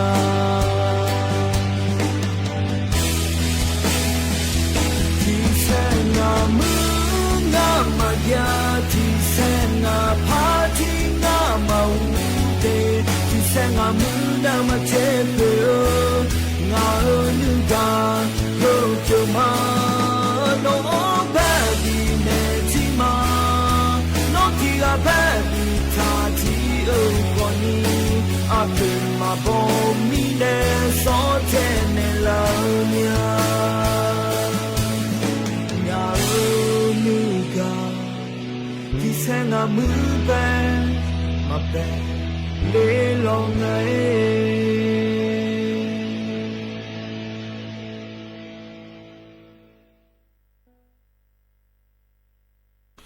ถ้าการยุพเนบินาหาดานะขอเนี่ยล้อหยิเนี่ยอโดอันเนาะเนชางาเดยเนี่ยเดอยากควบคุมเชล่ะคือที่ขอรู้ว่าละเงี้ยเมียโลแล้วชาต่อชางาเยเนี่ยล้อยานะหับโยดูโยอะแล้วรู้ว่าเดยเนี่ยเดเฮก็จะนอปาละเนี่ยนะหาละโยอะนะรู้ว่าอุดุธรรมะเยเนี่ยล้องานเนที่ขอรู้ว่าจะดามาเดยเนี่ยเดเฮก็เนี่ยนะก็ก่อแหลมถาจักาดันเนี่ยมาเดยเนี่ยเดยมยากะดอลัวเยเนี่ยล้อเธอก็โครงการไทยช่วยไทย plus และถึงรอโครงการคนละครึ่ง plus และเธอก็ทำเดยเนี่ยเดมินอหุ่นเนี่ยศิลาง่ายเนี่ยเธอก็ก่อเราคุยนะขอเนี่ยอันนออากเงินรอชมดอนยาง่าชัวอยากเกินยาง่าเลยแล้วเราเลยนี่เธอก็ก่อเราคุยนะเดยเนี่ยเดเธอก็เนี่ยเธอก็คนละครึ่ง plus และขั้วเธอก็ทำนะเดยเนี่ยอันนั้นนี่เช่งเนี่ยนเจเนี่ยหรอชมยอบิดอนยาง่าเดและธุรกิจง่าเทียเนี่ยขอนี้อันนั้นช่วยกันรอที่โปจอมแต่ก็คราทั้งหมดเดียวบอจ่าไอ้ยาหมดละคุยหรอยาบอจ่าง่ายสิเนี่ยหรออันนั้นช่วยกันบอจ่ากันนะรอเลยนี่เธออันนั้นนี่เช่งเนี่ยชมยอบิดอนยาเนี่ยรอเนี่ยอันนั้นตีรอเลยนี่อันนั้นตีเนี่ยนะขอเนี่ยบิยุมดันยาจริงเดและทุรแม่เทียเนี่ยอันนั้นตีนะขอเนี่ยบาลาโกเสียงานเนี่ยนี่รอนะเนี่ยเธอเนี่ยอามีกาอยากเกินยาก็ดูงาและก็นะขอเนี่ยเธอเนี่ยสุ่มเชื่อลำว่าก็เนี่ยอยากเกินยาจริงจะเดเนี่ยเดอันนั้นอยู่จอนาลูเนี่ยลาลัวรอเนี่ยเธอเนี่ยจอนาที่จองก็เนี่ยอายามบีเนี่ยชุมยบีต้องนะเนี่ยอันนั้นติบาลาโกสิเนี่ยยุ่มดังเนี่ยรอบาลาเสียงก็เนี่ยบิยุ่มเจเนี่ยรอบาลาที่เสียงที่พาบาแล้วดอนแนวเนี่ยเดเนี่ยเดนั่นเธอเนี่ยรอเนี่ยรัฐบาลปาชอบาก็ดูนะเนี่ยรอเธอเนี่ยที่ยาบังรอเนี่ยรัฐบาลปาโกเชบาชอบาเนี่ยอดีมาก็ดูนะขอเนี่ยเชบาแล้วยาดอลงาเดเนี่ยเดยอที่ยาบายังไงเราเลยนี้เธอมีเนี่ยเราบลาสิก็เนี่ยชาวบ้านเนี่ยไม่รอเนี่ยบลาโกสิวัวเสียงก็เนี่ยยาจุ่มงาเดก็ปนหาเดเนี่ยเดมีเนี่ยอันนั้นนี่เชื่องาเนี่ยนอุศนาลีอุจินาลีทีหลังเนี่ยเราต้องปางานเนี่ยนี้ส่วนจังแต่ช่วยนะขอเนี่ยต่อถอนเนี่ยชมไม่ต้องอ่อนเนี่ยเราเนี่ยยหายาเนี่ยก็ดูเดแล้วเราเนี่ยเฮก็อามิมยังรวยนะเราเนี่ยอามิมยังรวยนะขอนี่เธอเนี่ยแอปพลิเคชันเป๋าตังและขั้วปานในชมยบิดอไม่ได้เนี่ยเดเธอมีเนี่ยรอเนี่ยห้องเงียบเราคุยนะขอเนี่ย คณะทมเตียปาอันนั้นช่วยกันนำปอจากอันเนี่ยล้อเดี๋ยวจันดาก็ดูงานเลยและที่ปอยามือเหมือนพระจากาเอกาได้เนี่ยมาเดยเนียวเดน่าเธอก็ชดสยาบาทเรือก็เกาะและอยากกันอะไรเนียวบัตรสวัสดิการแห่งรัฐและขั้วเธอก็เธอเดยเนียวเดของยามาเร็วชมยองบิดองอังพาอายามเกลาเมเดและตัวเกิดงานเทยเนี่ยอลอน่าชมยองบิดองอังก็ดูน่าขอเนี่ยบาลาทิเสียงกันเนี่ยอายามบินมาเจเนี่ยยอสุเดล้อเลยนี้นะอีนุ่มอายอมาเนี่ยขอถาลุยนะล้อเนี่ยเธอเนี่ยชมยองบิดองอังดูน่าขอเนี่ยแอปพลิเคชันเป๋าตังและขั้วพอปะเนี่ยบิดองอังยามาเจเนี่ยล้อ那前面的安个那好呢，有几样马路街呢，前面阿这好呢，老爷呢，他把他装些什么？这个前面你路的嘛街呢咯，这啦呢路咯，ที่หัวอามีบาย呢เลย就路เลยหัวที่เจ็บมาบิดออกมาเจเนี่ยอยู่นู่นชดเชยเนี่ยละเจงานในเย็นนี้เธอมีเนี่ยล้อเย็นเนี่ยเธอเนี่ยชดเสียบาดยาเดิมยังมาแกชมเนี่ยดอกอัมพาจิงาเดยเนี่ยเดงานเนี่ยเกิดรวยเลยเนี่ยแอปพลิเคชันเป๋าตังและขั้วพอปะเนี่ยล้อชมย้ออาเจอข้อเนี่ยล้อเยี่ยวเธอเนี่ยบอกจะชงเชื่อสมมติเธอหุ่มหลัวแต่งอ่ะเธอก็โทรดอกอ่ะนะขอเราโยมาอายามบาลานีสิยูเนี่ยชอเช่เจเดยเนี่ยเดมามานีสางาโลอายุงาโลแล้วล้อเยี่ยวชอเช่ข้อเนี่ยที่ปวดและพระจักรอากาศโดนงานในเย็นนี้ชมย้อดอกเยี่ยวเธอยางางาโลมายางาโลแล้วล้อเยี่ยวน่ายุ่มเกิดไงล้อเยี่ยวเธอชดสยาบาดยาลัวอินุ่มนาลอยเนี่ยอัดดองเป็นไงจุดไม่ร้องไงตัวสบายปาบินในชอบาเลเนี่ยเธอนักขอเนี่ยเชื่อสุมลำเสกบินิจอเดยเนี่ยเดไอ้ขอเนี่ยอินุ่มนาเชื่อสุมลำนี่เสกมองพัดเจริญเมเจเนี่ยจิมีในงานเล็กนะฮะเขามีคนเจริญอายามเราคนนาขอเนี่ยลอยเนี่ยนี่เถียนะขอนี่ชิเจอมีในลอยเลยนี่น่าเธอก็นี้ชดสยาบาดยาเดอเหรก็โครงการในตัดเล่นนี้เลยเนี่ยคนละครึ่งแล้วรัฐบาลปาบลาที่เสียงที่พาพาบะรอบลาเสียงก็นี่ชาวบ้านเนี่ยเธอยาวรอเลยนี้เธอก็ชดสยาบาดยาเดอหน้ารอเนี่ยบลาที่เสียงรอเลยนี้สิยาบะบิลันเนี่ยเจเนี่ยที่มีในจอนรูบราสิสุมยาบะยาละมีในรอเนี่ยเธอเนี่ยสิยาบาและบิลนาขอเนี่ยบราติซิยอนพาบาและยางาเดยเนี่ยเดที่มีในเราชดสยาบาดยาเดอเราอย่างนี้พาบาเกินยาเกินงาเดบราติซิยอนที่พาบาและเราอย่างเนี่ยนั่งเธอก็อยู่เชื่อเกินแนวรั้วเราเลยอย่างนี้อินุ่มรัฐบาลปะเราอย่างเนี่ย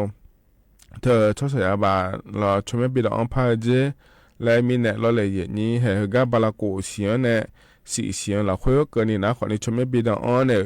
ชอเชดโดเลยก็อย่างนี้นะบาลาสีเสียงชอเชดโดเลยเขาจีงอะไรอย่างเงี้ยที่นะแล้วเธอชดเสียแบบมาพยายามเดียอย่างเงี้ยเด็กก็ขาสอยเธอก็รัฐบาลชอเชเขาเนี่ยเหือมาสั่งงานเด็กและศิลานะแล้วเลยอย่างนี้เธอก็เยอะเด้อแล้วอย่างเงี้ยชดเสียแบบอายุยาวเนี่ยเราชมไม่ดอกพาเนี่ยเหือสั่งงานสีเด็กแล้วนะขอเนี่ยบลาเสียงก็นี่เนี่ยถ้าลัวยางานเนี่ยบลาเสียงที่พาบาแล้วเสียงก็นี่เราบลาเสียงก็นี่ขอเนี่ยบลาสีเสียงเราบลาโกสีเขาเนี่ยสีเสียงเขานี่เสียงเรารัฐบาลปัจจุบันเขาเจเนี่ยเหือนะยัวมาพัฒนางานเดลชมบิวโดนะบลาเสียงเขาเนี่ยเสียงเราเลยนี่เขานี่สีเจล่าเหือเราเธอการเนี่ยคนละครึ่งพลาดเลยขั้วเธอบิดอนยาพายงาโลชมบิดอนหลังยาพายงาโลแล้วที่ปอเราพาบีชดเชยหอยสีเจเดยเนี่ยเดที่ปอชดเชยหอยเนี่ยไงเนี่ยนะขอนี้เขาก็เราชดเชยอาบานให้มาพายาเนี่ยก็ขายาเดือนขอเนี่ยแต่ก็คนละครึ่งพาแล้วขั้วเธอบิยุมยาเนี่ยชาวบ้านเนี่ยก็ดูได้แล้วหอเนี่ยมาเดแล้วทุกงานแถเนี่ยเราที่มีในยุ่มนะขอเนี่ยเราเลยนี้โคโลงาเดแล้วชดเชยอาบานก็กอมาเราโครงการคนละครึ่ง plus แล้วขั้วก็กอมารอเนี่ยจะกะด้านเนี่ยในบิสิบิกาเลเดเนี่ยเดเฮกันเอาเนี่ยรอเนี่ยแต่ชัดที่บุ้มแล้วพนักหาดามาเดเนี่ยเด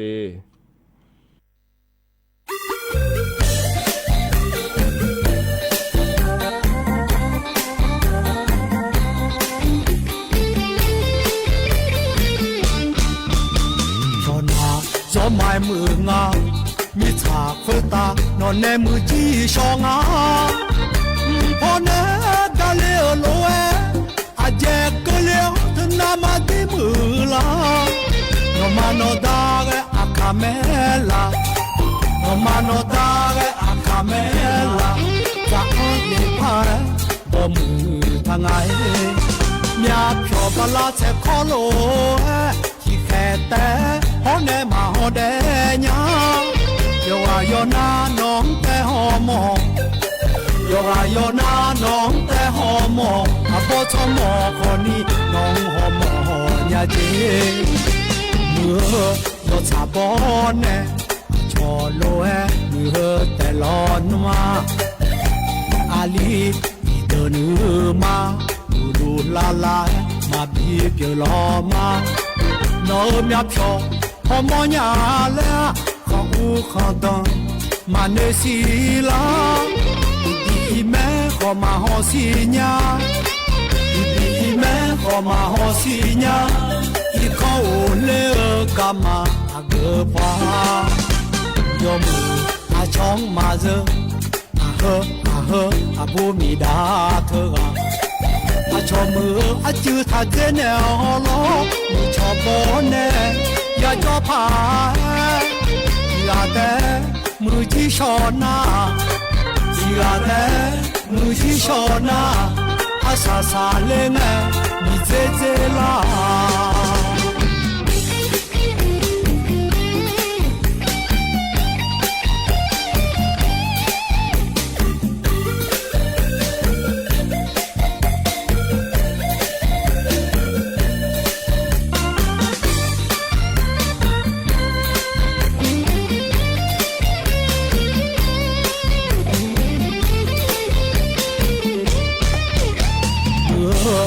ชาบอนเนชอโลเอมือแต่ลอนมาอาลีที่เดินมาดูลาลามาบีเปียวลอมาโนမြဖြောဟောမောညာလဲခေါဦးခေါတန်မနေစီလာဒီမဲခေါမဟောစီညာဒီမဲခေါမဟောစီညာဒီခေါလေကမာအဂပွားယောမူအချောင်းမာဇအဘူမီဒါထေအချောมือအကျူထားတဲ့နေဟောလို့မိချောပေါ်နေရကြောဖာရတဲ့မူကြီးရှောနာရတဲ့မူကြီးရှောနာအဆာဆာလေးနဲ့မိကျေကျေလာ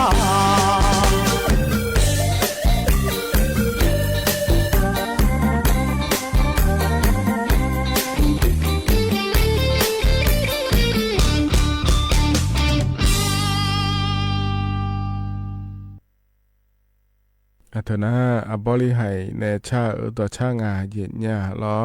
มยอขาเพราะในปีหน้าหาดาแกอาจจะน่าหาเบียวด้วยเย็นเนียวเย็นเนียวเหรอกันเนี่ยนะก็อยู่ที่ยอมายาจักรหาเดินไหนมีนะเหรอก็ผมจะแม่เพราะในปีหน้าหาดาเนี่ยเดย์เย็นเนียวเดเธอเนี่ยอินุมนะแล้วเหรอก็มีอย่างตัวเพราะในเราเย็นเนียวเย็นนี้เชียร์ช่วยเจอที่เกิดมาเดย์แล้วเราก็ที่ขอเราก็บิวเลี้ยก็ตัวเดย์แล้วงานเทเย็นเนี่ยเราพอในเป็นอาหารดาเดแล้วเราเย็นนี้ที่อานาอยู่หอชอทะเลาะเย็นนี้อาเชียย่อนะขอเนี่ยเอ็นเนี่ยเราชมเนาะแล้วก็ดองเลยเนี่ยก็เลยหมอนะขอเนี่ยญาผายแล้วงานเทียนญาชอภาษาเมียนแล้วคู่แม่ในเย็นเนี่ยเย็นนี้เมียนตัวเราเลยเย็นนี้ที่เขาว่านะฮะดามาเดเย็นเนี่ยเดสถานีวิทยุกระจายเสียงแห่งประเทศไทยจังหวัดเชียงใหม่กรมประชาสัมพันธ์ประกาศรับสมัครบุคคลเป็นลูกจ้างเหมาบริการตำแหน่งพนักงานกระจายเสียงภาษาเมียนจำนวน1 อัตราเพื่อเป็นตัวแทนนำข่าวสารร่วมพัฒนาคุณภาพชีวิตชาวเมียนและเผยแพร่วัฒนธรรมท้องถิ่นให้เป็นที่รู้จักผู้สนใจยื่นใบสมัครด้วยตนเองได้ที่งานธุรการสถานีวิทยุกระจายเสียงแห่งประเทศไทยจังหวัดเชียงใหม่ตำบลช้างคลานอำเภอเมืองจังหวัดเชียงใหม่ตั้งแต่บัดนี้เป็นต้นไปจนถึงวันที่31 พฤษภาคม 2569 สอบถามข้อมูลเพิ่มเติมได้ที่ 053 276-068 ในวันและเวลาราชการ มังมังลิวเอาเก่งเศร้าก็โอ เธอนะขอนี่เธอแหน่ที่อยากเกิดมาเดและทรัวแล้วเลยนี้จากการอากาศโดนเดและมีในพอในปีหน้าหาได้เลยเนี่ยอย่างนี้อย่าชอแล้วเลยอย่างนี้เธอก็พี่น้องเมียนและคุ้งอาลอที่อยากช่วยเจอจอเนี่ยเราก็ที่ขอรู้ว่าตาเลยหมอนะขอเนี่ยเราชมไม่ต้องเลยเนี่ยไม่เดและจากการอากาศเนี่ยชมไม่ต้องเลยเนี่ยภายแล้วจากการอากาศโดนเนี่ยมาเดมานี่นะเราเธอก็ที่อยากช่วยเจอนะขอเนี่ยยี่ขอสมขอแม่อย่างเนี่ยเรามาก็มาจ่อเราอย่างเนี่ยที่ไม่ได้ยุ่งพังงาแล้วเราเธอบิสิญญาก็ดูจากการด้านไหนเลยอย่างเนี่ยเราเพราะนั้นขอเนี่ยที่ก่อนหน้าใจที่ก่อคือก็จากการอากาศด้านไหนในบิสิบิกาคือเราอย่างเนี่ยอย่างนี้ยอมอยากนะขอเนี่ยนักการยุ่งหลู่แม่ในอย่างนี้โทรศัพท์แล้วคุยเธอเราอย่างเนี่ยน่าที่อันนั้นนะขอเนี่ยแล้วบลายสินาลูสดาดอนยาสาเลยแล้วเราเลยอย่างนี้เธอเนี่ยอาโคมาบิจิก็ดูเดแล้วที่อันนั้นเบอร์บลาติสิยนที่ยาบาโลเนี่ยบาโลแล้วดอนแม่ในเนี่ยขอเนี่ยยุ่งว่าเธอน่ามาเผื่ออย่างเนี่ยน่าเฮก็เกลียวรออย่างเนี่ยอันนั้นเชื่อเนี่ยละตาหัวปลาจะได้อย่างเนี่ยเดอันนั้นเชื่อเนี่ยละตาหัวปลาก็ดูนะขอเนี่ยเธอก็กอสอทชและขั้วปลาในเดอย่างเนี่ยเธอก็จะพอรู้ได้แม่อย่างเนี่ยหรอเธอก็ในน้าไม่หัวปลานะนักการเธอเอาขวดจีก็มาพาเนี่ยมาพาดอกขวดงี้เดแล้วธุรกิจงานเธออย่างเนี่ยอาจจะมีในงานแล้วก็นะขวดเนี่ยก็สอทชปาก็ดูน่าเลยเนี่ยเธอก็นักการเขาปาพี่อยู่ว่าชอซิมแล้วคู่งานเราเลยอย่างนี้ซิมพอปาอย่าพอน่าหลุดล้ออย่างเนี่ยอย่าจะมาเจ๊งไงซิมเขาก็หัวล้ออย่างนี้ในอยู่ว่าอาขวดจีก็ละงานเลยแล้วนะขวดเนี่ยบลาที่เสียที่สลานี่เราสมเช่นนั้นบิวอย่างนี้สมบัติบิจีเจอย่างนี้น่าอดีมาแล้วเยอะมาสานี่ล้อเธอก็ที่ปกติบิวโดนสวยมาเจอย่างนี้สมบัติเธอล้ออย่างนี้เธอไม่เนี่ยอย่าจะมาเจ๊งให้บลาสินจีเรื่องสิมาอายามอาขวดจีสวยไม่เลยแล้วล้ออย่างนี้นะขอเนี่ยอดีนักการสตาสมบัติเนี่ยเราตาปะน่าล้ออย่างนี้อย่ามาที่ปกติอยู่ดูงานสมบัติเธอเดียอย่างนี้เดน่าเดี๋ยวหุบบาลาโกสีจีเรื่องก็เนี่ยตาเลยบิวเนี่ยสวยเดียอย่างนี้เธอมีเนี่ยร้อยเนี่ยอย่างนี้ซิมยุ่งอยู่ล้วนเนี่ยเวลาอย่าสินาล้วนแล้วสุดท้ายดอนมาสามนะขอเนี่ยที่โปรเตอร์ที่บาโลเลยดอนฐานะร้อยเนี่ยที่อันนาเบอร์อย่าจีอย่าล้วนมาจากขอนี่อย่าให้เพิ่มมาในการเงินชอโคลากาแล้วขอเธอมาบิจีเนี่ยแล้วลาซาก็ดูเดแล้วขอนี่จำแม่เนี่ยอย่างนี้เธอมีเนี่ยร้อยเนี่ยเธอเนี่ยอยากเดินเพิ่มมาเดินขอเนี่ยแล้วอามาอาดาพี่อาโบซิมเธอขวามีอาจีมาเสียเลยเหรอแล้วมันอยู่ฐานอย่างน่ะที่บาลรู้เลยดอนฐานเนี่ยเราบาทุ่มติสีนะคนเนี่ยสมบัติแล้วแต่อยู่ดวงอาเดียเนี่ยเดเธอก็ซิมพปายาสังพปานาเราเลยเนี่ยคนเนี่ยสมบัติเฮมาอยู่โดมีนะรอเยเนี่ยเธออยู่มาเดือนเธอก็นักเอาไปจะไม่บอกเลยเนี่ยไม่ได้เยเนี่ยเดบาลสิจีเลงอาโคจีก็ละงาเดอายามจีก็ละงาเดสมบัติอยู่โดมาเดแล้วบอกอันทะเลอาเจเนี่ยเธอไม่เนี่ยเดี๋ยวจะมาลัวอย่ามาทุบบอกอันทะเลนะที่ปกติอย่ามาสมบัติอยู่โดวันเนี่ยรอเยเนี่ยบลาที่เสียไม่หัวปลาแล้วพระบิจุมยาเนี่ยก็ดูแลจังไหนกันแม่ตาแล้วอยู่ๆทะเลาะเราเลยอย่างนี้เธอมีเนี่ยเราอย่างเนี่ยเฮนะขอเนี่ยอย่างนี้ซิมแล้วคู่เธอบลาอาเสียในอยู่มาเดอแล้วซิมเติมเงินแล้วคู่งานเราอย่างเนี่ยเฮก็เจนาเดอย่างเนี่ยเดซิมเติมเงินแล้วคู่เธอแม่เนี่ยเฮก็เดจุลูแม่อย่างเนี่ยเธอมีเนี่ยเราอย่างเนี่ยอย่างนี้เนี่ยไม่อยากดอกไผ่เราไม่หัวปลาก็ดูนะขอเนี่ยเขารู้ว่าจนดาไม่ดีหัวเราะก็ดาไม่ดีแล้วจากการอากาศด้านนั้นในบิสิบิกาเลเดียเนี่ยเดแต่ถ้าการอันนั้นเชื่อบลาหัวเสียเนี่ยอันนั้นไปดามาดีแล้วตัวจากการอากาศโดนเหลืองาเดียเนี่ยเดเพราะนั้นขอเนี่ยที่เกาะเราเลยอย่างนี้น่าจะที่เกาะเหืออยู่หมดจะซาดัวก็เกาะอย่างเนี่ยจากการอากาศด้านนั้นในบิสิบิกาอย่างเนี่ยเสือก็เกาะแล้วก็เถียเนี่ยเสือหน้าเธอเดียเนี่ยเดอย่างนี้ที่อันนั้นนะขอนี่จังเลี้ยวมาเสียหลังอันนี้เขาก็จะการอากาศโดนเนี่ยนะอย่างเนี้ยเสือหน้าก็ก่อเสือพลาเนี่ยหน้าเธอรออย่างเนี้ยยังมีเจนนะก็เนี่ยแต่เลี้ยงานเจหมอปลาชดเชยห้องเงี้ยรออย่างเนี้ยเธอเนี่ยนึกมานะก็มาเดียอย่างเนี้ยเดสิข้อช่องอย่างมุดตัวเรานี่ชมีในงานในอย่างนี้บาหวานเปล่านะก็มาเราดูอินัวเปล่าเราชดเส้นเลือดในสมองตีบตันและขั้วเธอหัวนักก็เดยเนี่ยเดน่าสับปองขอนี่เดลิยังไงเจอย่างเนี่ยเธ ธอแต่มาเงยเยเนียวเฮกะขาแมวรอเยเนียวมาเลมเธอเปียละญาณก็ขอในตะเลงอาเจเยญาเราเธอมีแน่เยเนียวเสือเธอที่หุ่นหน้าแต่เราเยเนียวยมญาเจนะก็ตะเลญามีแน่เราเลยนี้ยาจงอาเจเยญาทะเบียเจเดแล้วเราเยเนียวเถียนาเจมังงาแล้วเราเนียวเถียนาเบอเดี๋ยวหุ่มมาขอในยุ่มถาวโรอยู่หาในเราจะหาหุ่มมาเติร์นั่นจะยมญาจิจางง่ายในเยนี้จะแทจังแทเราเยเนียวโหโลสาลัวมาเนี่ยนะเธอการงานในเกิดเราเนี่ยเสือหน้าแต่มันก็ยมหยาเจนแล้วก็ตัดเล่นในเปลี่ยนร้านยาวมีเนี่ยเราเนี่ยเสือหน้าร้านหยาเล่และน้าขอเนี่ยหมอจุกไอเนี่ยยาลาสายาเดย์เนี่ยเดย์เกิดน้าขอเนี่ยประกันทางคมปาก็ดูขอเนี่ยบาลาสีเนี่ยอัดดันไปได้แม่ในอย่างนี้เสือลาสาเราฉีบัวมาเราเนี่ยอินุ่มนะกูยาบาแล้วแต่มันเงอเราเนี่ยอยู่ฮัลโหลเนี่ยก็ดูก็เนี่ยเราจุ่มยาละแม่เดย์เนี่ยเดย์ขอเนี่ยเราประกันทางคมยาเดินนะเบอร์อยู่ฮะเอกชนไปอีน่าแล้วก็งานเราเนี่ยสดาที่หัวก็ดูแล้วนั่นเรากูยาบ้ามายุ่มเจนยังไงเนี่ยนั่นเจี๋ยเดินนะถ้าก็ประกันทางคมไปอยู่หัวละงานเนี่ยเราจะแม่สดาบีนั่นเราเนี่ยขอเนี่ยสดาจะแม่ทุกมาบีมาสามเนี่ยเลยนะขอเนี่ยถ้าก็รัฐบาลหัวยาเบียจุ่มมิ่งเดประกันทางคมยาเดินขอนี่เราเลยอย่างนี้สดามาจีหมอนะเลยอยากงานเราเนี่ยอย่างนี้มิเนี่ยเราให้ประกันทางคมไปขอนี่หัวล้อพอเนี่ยอย่างเนี้ยบีราสัญญาลามีเนี่ยรอเห็นเนี่ยเธอเสือหุ่มนั่นละเนี่ยเจ๊พลาอย่างไงเลยรอเห็นเนี่ยเหือรอเห็นเนี่ยรักษาเนี่ยไม่ดีรักษาอีอดีและเกินเนี่ยเลยเห็นเนี่ยเบี้ยเจในปีจานะเหรอรอเห็นแล้วก็ขอนี่เปลี่ยนละเนี่ยมีเนี่ยรอเลยเห็นนี่ถึงมีเนี่ยเธอเบี้ยเจดีเห็นเนี่ยดีน่ะยังจะมาเจ๊งไงล่ะเธอก็เสือนั่นละเนี่ยเลยแล้วหมอจุกไอเนี่ยรักษาอีไงล่ะนั่งเงี้ยนั่นนู่นอยู่มารักษาเนี่ยเห็นเนี่ยขอนี่อย่าอีเมหมอจุกไออย่าอีเมหมอเนี่ยจก็อินเนี่ยหมอเนี่ยรวยจะมือพานาหารเนี่ยจะช่างแทงงานในนี้หล่อจ้วยในมือดาราเนี่ยจ้วยจะรักษาดาก็ดูงานแล้วหมอเนี่ยก็อย่ามือพานาหารเนี่ยช่างแทงดาหล่อเดย์เยอะเดย์เฮ้ยนะต่อหลุดหล่อนิ่มเจียกายนี่นะถอนเจือไอ้ยามหล่อจะกะไอ้กะดันเดย์เยอะเดย์เฮ้ยกันเนี่ยนะไอ้ยามข้าจะเล่าเฮ้ยหล่อเยอะไอ้ชากาลาบินาหาดาแกมาเดย์เยอะนิ่มเจียกาแหลมเท้าหุ่นน้าขอเนี่ยไอ้ยูมีเซอร์หล่อแม่คำล่าลำปาเมื่อปาเนี่ยงาเดก็หมายยำให้จะเล่าเลยเพราะ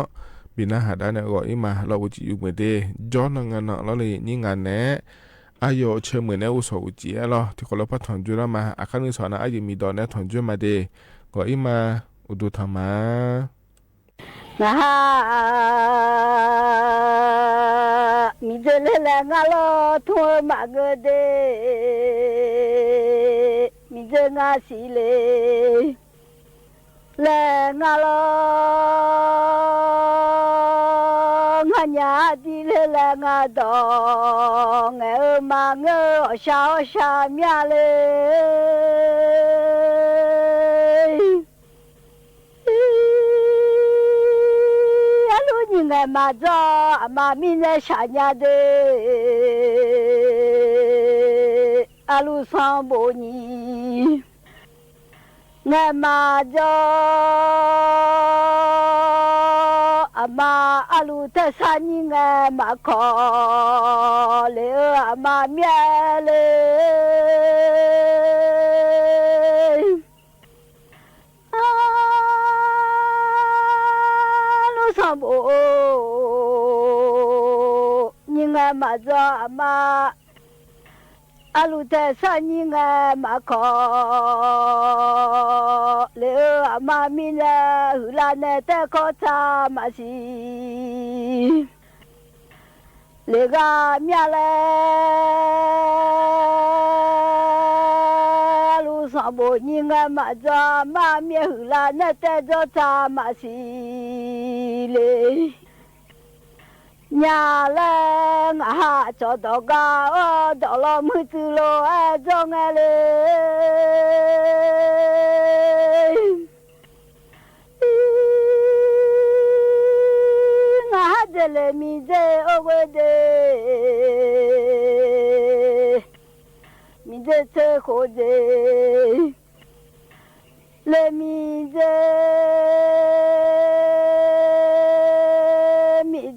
เมียหมอเลยมีมาชาเมียมาอีขอเวนุจงเลย马一米这么长的卡，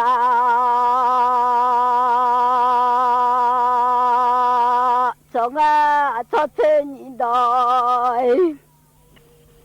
大呀，陪老同草毛到大，老农家个路面米那送上铺了呀家的嘞。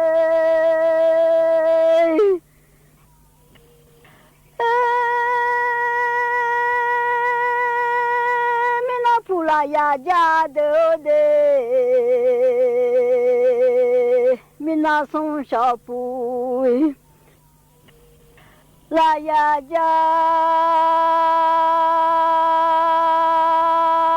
的，好快忙么多啊，就是养路娘啊嘞。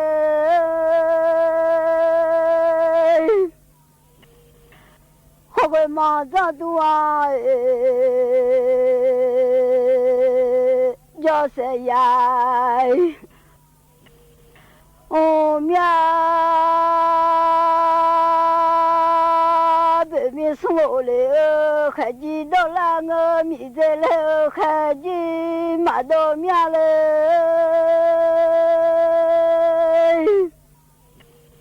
从米啊起来下雨，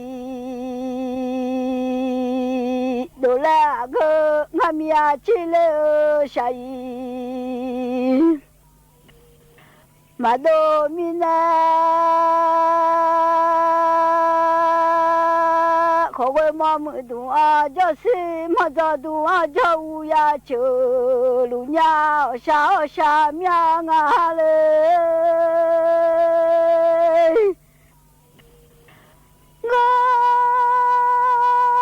我到大呀，农家啊嘞，我草么大，大呀，陪老同草么到大，老农快快忙么多啊，就是忙起啊来农家啊喂哦。好个同啊家是我爱的，好个妈妈多啊，就是我爱就在妈妈超市过去，看看马多了，找到大呀农家啊喂哦。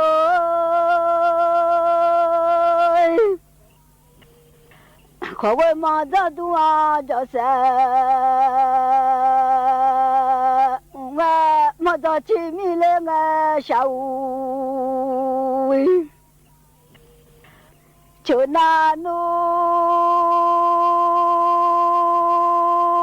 马多啊啦，可为马么多啊，就是马乌鸡弄来了，炒么到大哟呀农家啊嘞。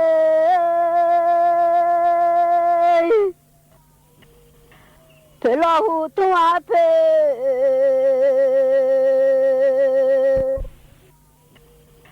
哎，我米在努马拉阿妈，多啊啊，早晨一到大要呀弄嘞。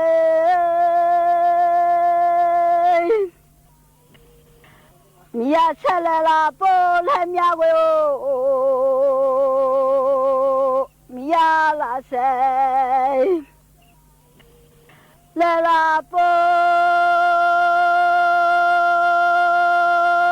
啊早晨你到大呀了弄，花为毛苗把提叫米，白米那把提叫米要来年。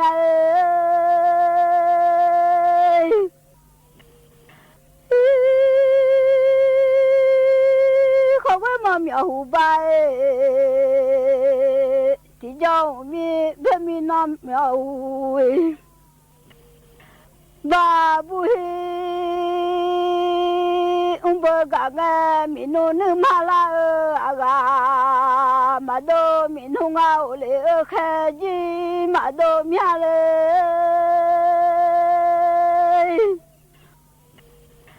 họ quê ông này nó ya đi lũ nhà ông à hay họ quê mà miệng này nó ya đi lũ nhà ông cho mà mi chơi ngã ha thì à ở xa xa em nhà ở quê đây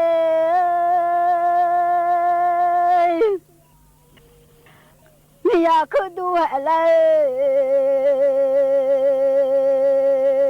đu bà yai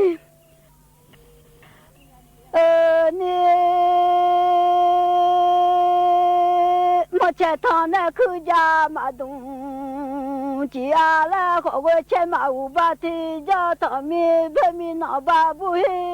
thằng yêu là gia mía quê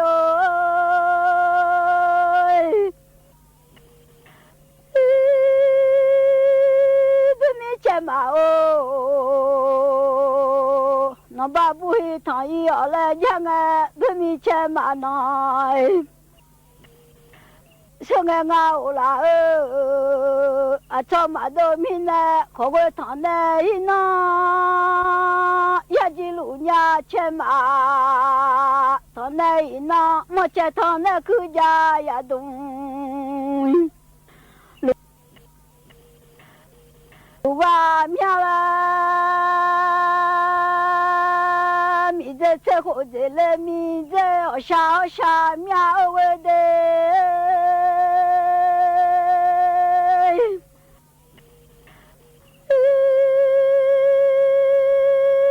sợ ya ô mẹ cha ya khó quên họ mà hùi ba thì cho lo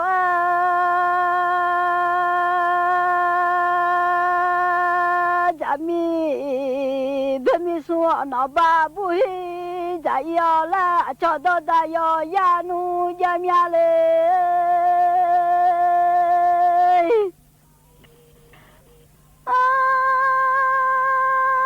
cho chân nhị đó đây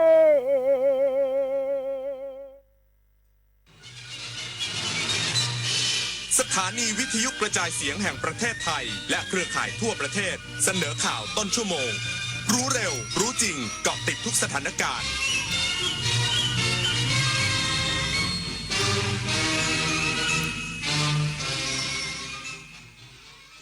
รับฟังข่าวต้นชั่วโมง 22 นาฬิกากับชลธรจัญญาครับรัฐมนตรีช่วยว่าการกระทรวงคมนาคมสั่งกรมท่าอากาศยานเร่งตรวจสอบและซ่อมแซมจุดน้ำรั่วภายในอาคารผู้โดยสารหลังใหม่สนามบินตรังอีกสักครู่กลับมาติดตามรายละเอียดครับเมื่อโลกเปลี่ยนคนต้องปรับทักษะใหม่ที่เป็นกุญแจสู่อนาคตโลกเปลี่ยนแล้วขนาดนี้เราจะตามทันไหมนะทันสิแค่ไม่หยุดเรียนรู้เพิ่มทักษะใหม่ใช้เทคโนโลยีให้เป็น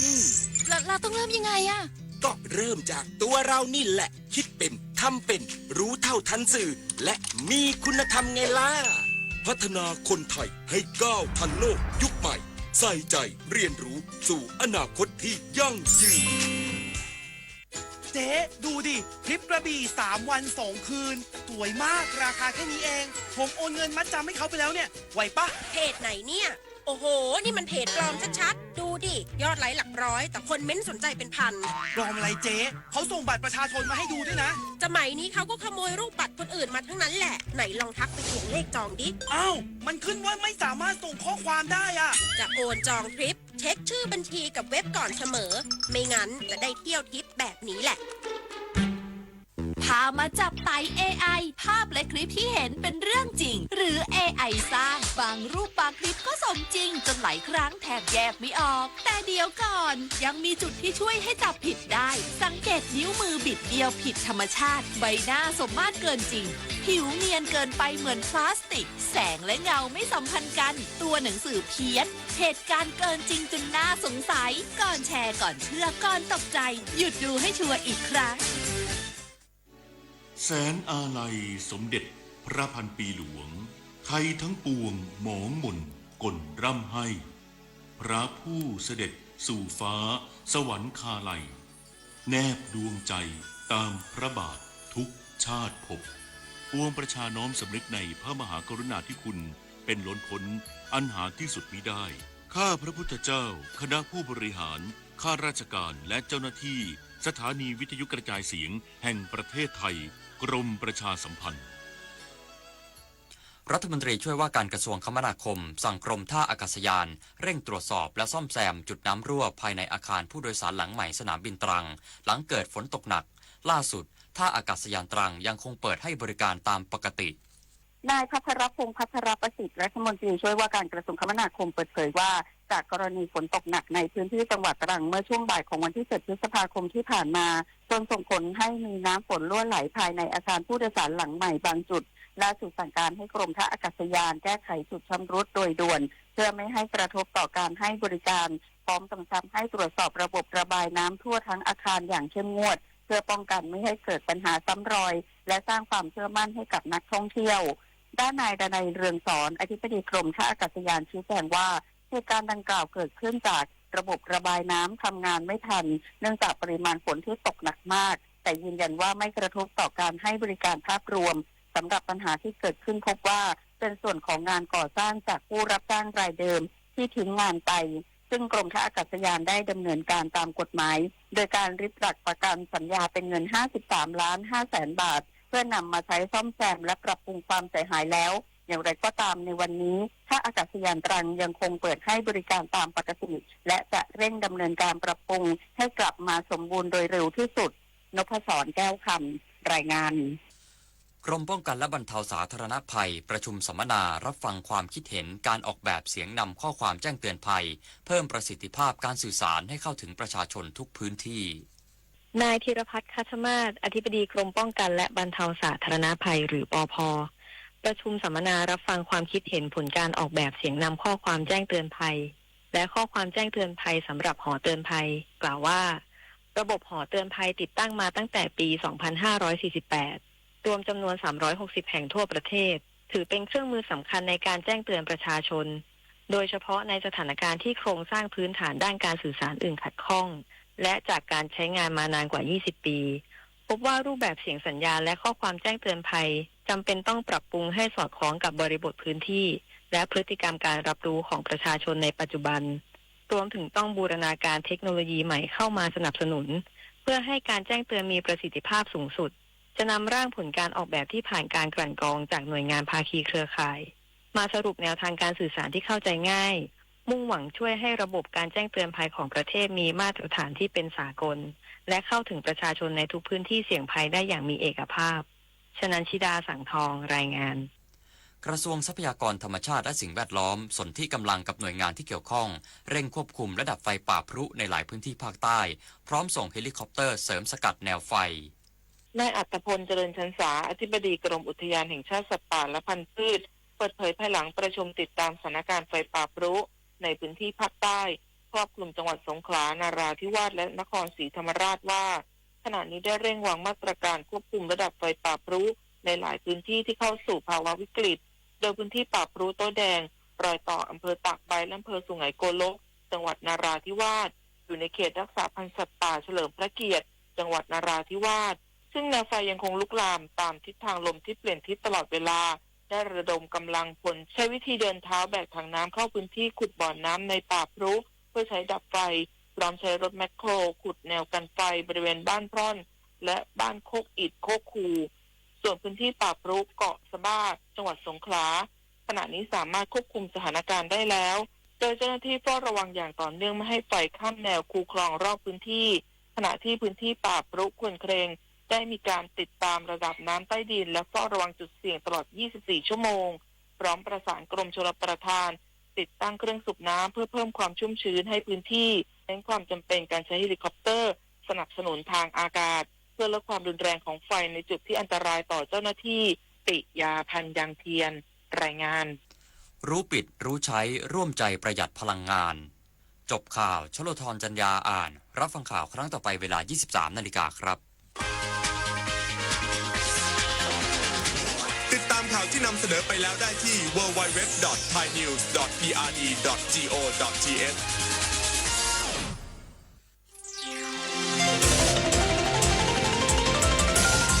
วิทยุแห่งประเทศไทยวิทยุแห่งประเทศไทยให้ความรู้คู่ความสุข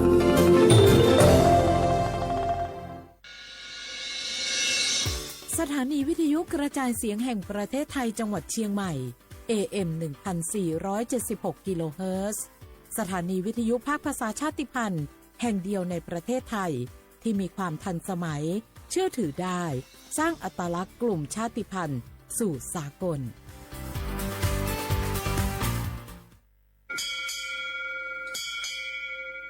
โอโบดาจ้า โอมิชอปเปอร์ เหมอซุงคา บอกว่า ย้อซง อุดูธรรมา สถานีวิทยุภาษาชาติพันธุ์แห่งเดียวในประเทศไทย ทันสมัยเชื่อถือได้ แล้วพบกันที่ สวทเชียงใหม่ AM 1476 กิโลเฮิรตซ์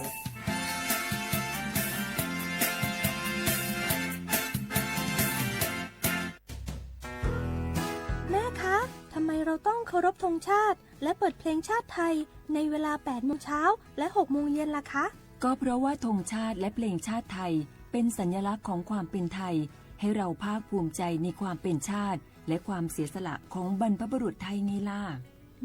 ค่ะ ฟังนะลูก ชาติไทยเรามีการปกครองในระบอบประชาธิปไตยอันมีพระมหากษัตริย์ทรงเป็นประมุขมีศาสนาพุทธเป็นศาสนาประจำชาติเรามีวัฒนธรรมขนบธรรมเนียมและจารีตประเพณีที่เป็นเอกลักษณ์ประจำชาติของเราเอง ค่ะพ่อ เพราะฉะนั้นนะลูกเราจงภูมิใจในความเป็นชาติและช่วยกันปกป้องรักษาชาติไทยเพื่อให้ลูกหลานเราได้อยู่อาศัยอย่างสงบสุขสืบไป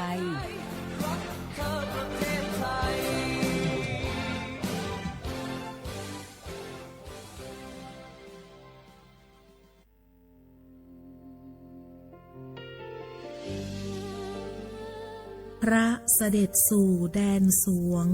ไทยทั้งปวงน้อมสำนึกในพระมหากรุณาธิคุณตราบนิรันดร์ข้าพระพุทธเจ้าข้าราชการและเจ้าหน้าที่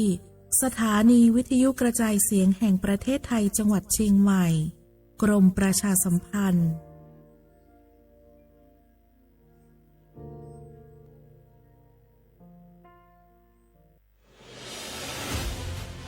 55 ปีพลังแห่งเสียงสื่อกลางจากรัฐสู่ประชาชนเชื่อมโยงข่าวสารความรู้และความสุขสถานีวิทยุกระจายเสียงแห่งประเทศไทยจังหวัดเชียงใหม่สวทเชียงใหม่ให้ความรู้คู่ความสุข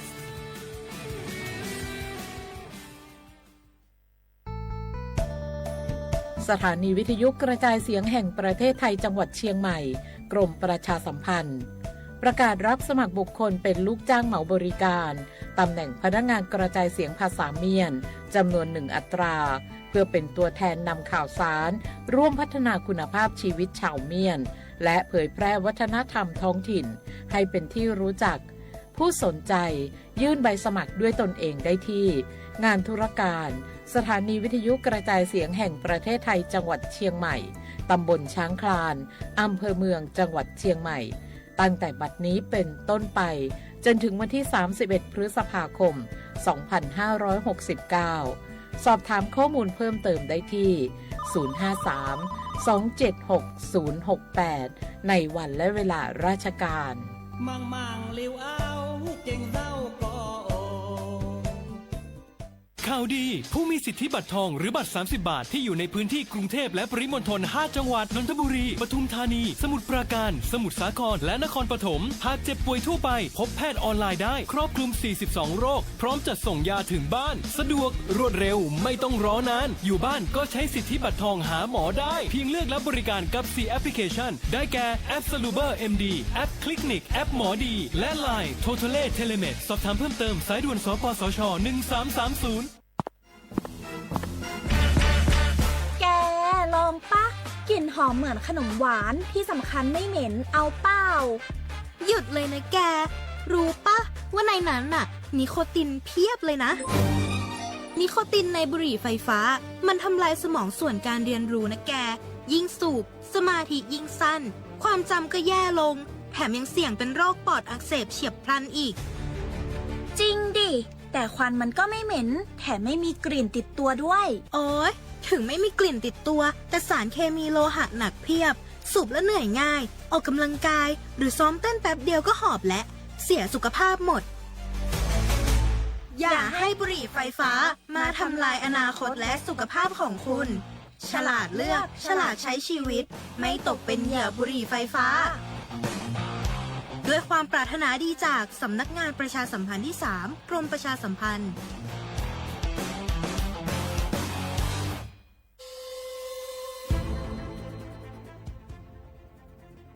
ย้อนผิดหมอกพี่น้องเขามาโฮมเป็นจุ้มเหลียวกันดั้งเจดอนเก้งใหม่โฮมกันแกลิดปัญหาไฟไหม้ป่าเถินหมอกก้อนก้องก้อนมูและฝุ่นเล็กๆ PM 2.5 ค่ะสังว่าทั่วพันไฟไหม้กับสืบกว่าตึงลาดไลตีอองตีแกลิดปัญหาไฟไหม้ป่าเถินและหมอกก้อนเจดอนเก้งใหม่หมายโฟน0531128808ในค่ะเจดอนเก้งใหม่ค่ะออกปักเปิงหมายมีเฮกังแกลิดปัญหาหมอกควันก้องควันโมและฝุ่นเล็กๆ PM 2.5 เนื้อปืนตีเหลออันอ่ำไลคว้างเฮาเผาผ่านมาดีแอปพลิเคชันไฟดีห้ามเผากำเร็วในนั้นค่ะอย่าไปเผาล้าอำว่าได้เป็นตีกลางปางอองตีห้ามเผาเกยยุกยักไม่ดอกกูอันในค่ะแต่เอาวันที่1เดือน1อิงเกรด2เหงปลาย26ต่อถึงวันที่31เดือน5 2เหงปลาย26ในผู้เหลอเผอเฮ็ดผิดปักเปิงเตญาตัวตามตั้งผิดจำหนังปักเปิงหมายมีกำเหลวในนั้นค่ะเลยตั้งมุมมองไฮลีเซห้องการฐานฐานะก่อกับสืบเจดอนเก้งใหม่มาโฮมเป็นจุ่มเหลวกันดั้งเจดอนเก้งใหม่โฮมกันรักษาสภาวะฟิงตื้นเป็นเฮ็ดให้จันล้มถวยเจออันลีต้องฟ้าแสนเสออ่ำมีหมอกกวนกองกวนโม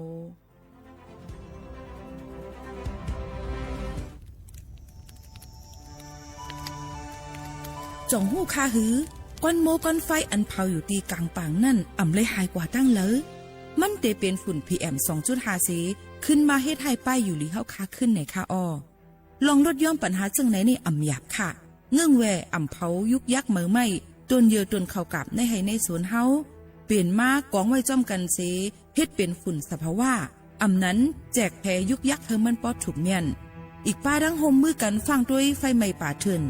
เฮาขาดฉุดลีไลผูกต้นไม้น้ำเพิ่มปันปืนตีสีเขียวเฮ็ดเฮาจันล้มเสียนสายตาเฮากูก็เลยตั้งมุงมองไฮลีเสฐานหน้ากอกับสืบปืนเผาตี 3กรมประชาสัมพันธ์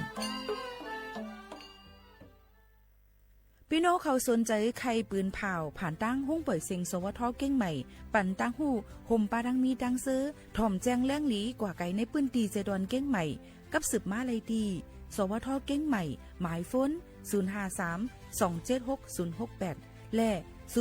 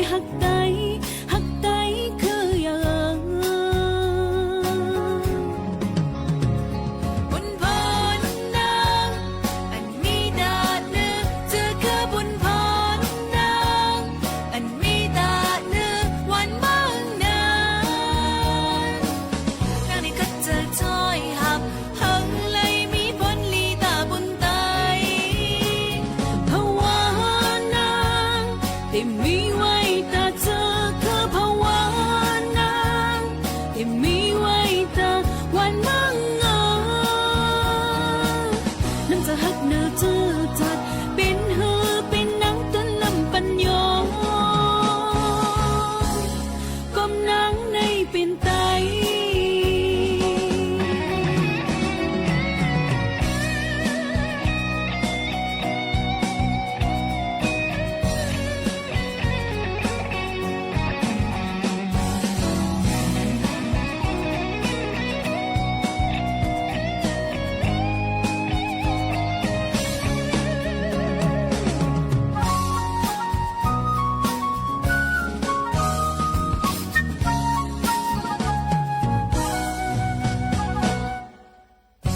มาตีลินในเมืองไทยเกิดมาเลยเป็นเจ้าเข้าใจเกิดมาเลยเป็นลูกแม่ไทยนั่นแหละตั้งตัวเจอนั่งในเป็นไตเคย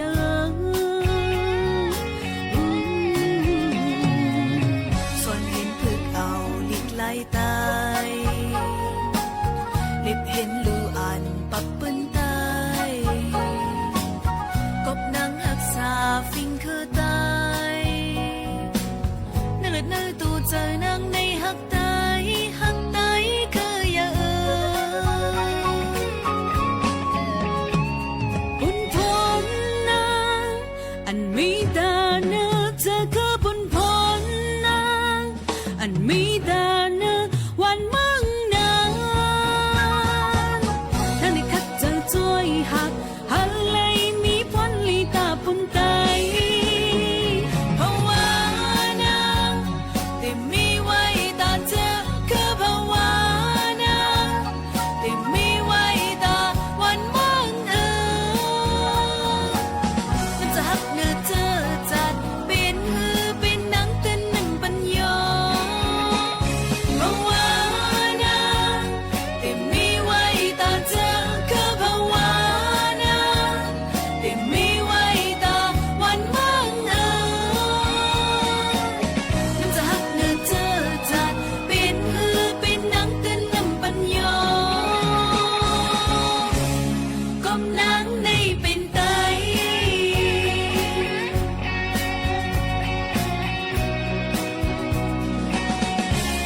ก้มนางในเป็นไต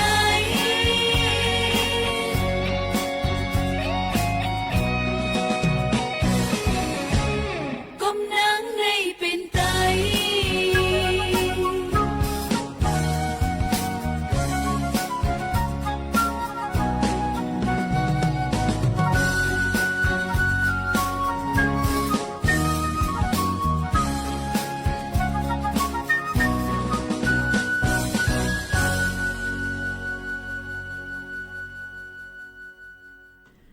เหมือสูงตั้งเซ็งค่ะเหมือสูงปอไม่ปีๆน้องๆเขากูก็กูก้นเนี่ยค่ะอันมาชอมในตอนการห้องปล่อยเสียงเก้งใหม่ AM 147กิโลเฮิรตซ์ค่ะกูก็กูก้นค่ะ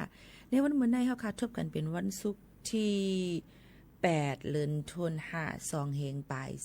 26ปีใต้2เฮง1ปากปลาย20ปีก็จะ1เฮง3ปากไป88คู่ค่ะถึงมาเลือนทั้งค่ะเนี่ย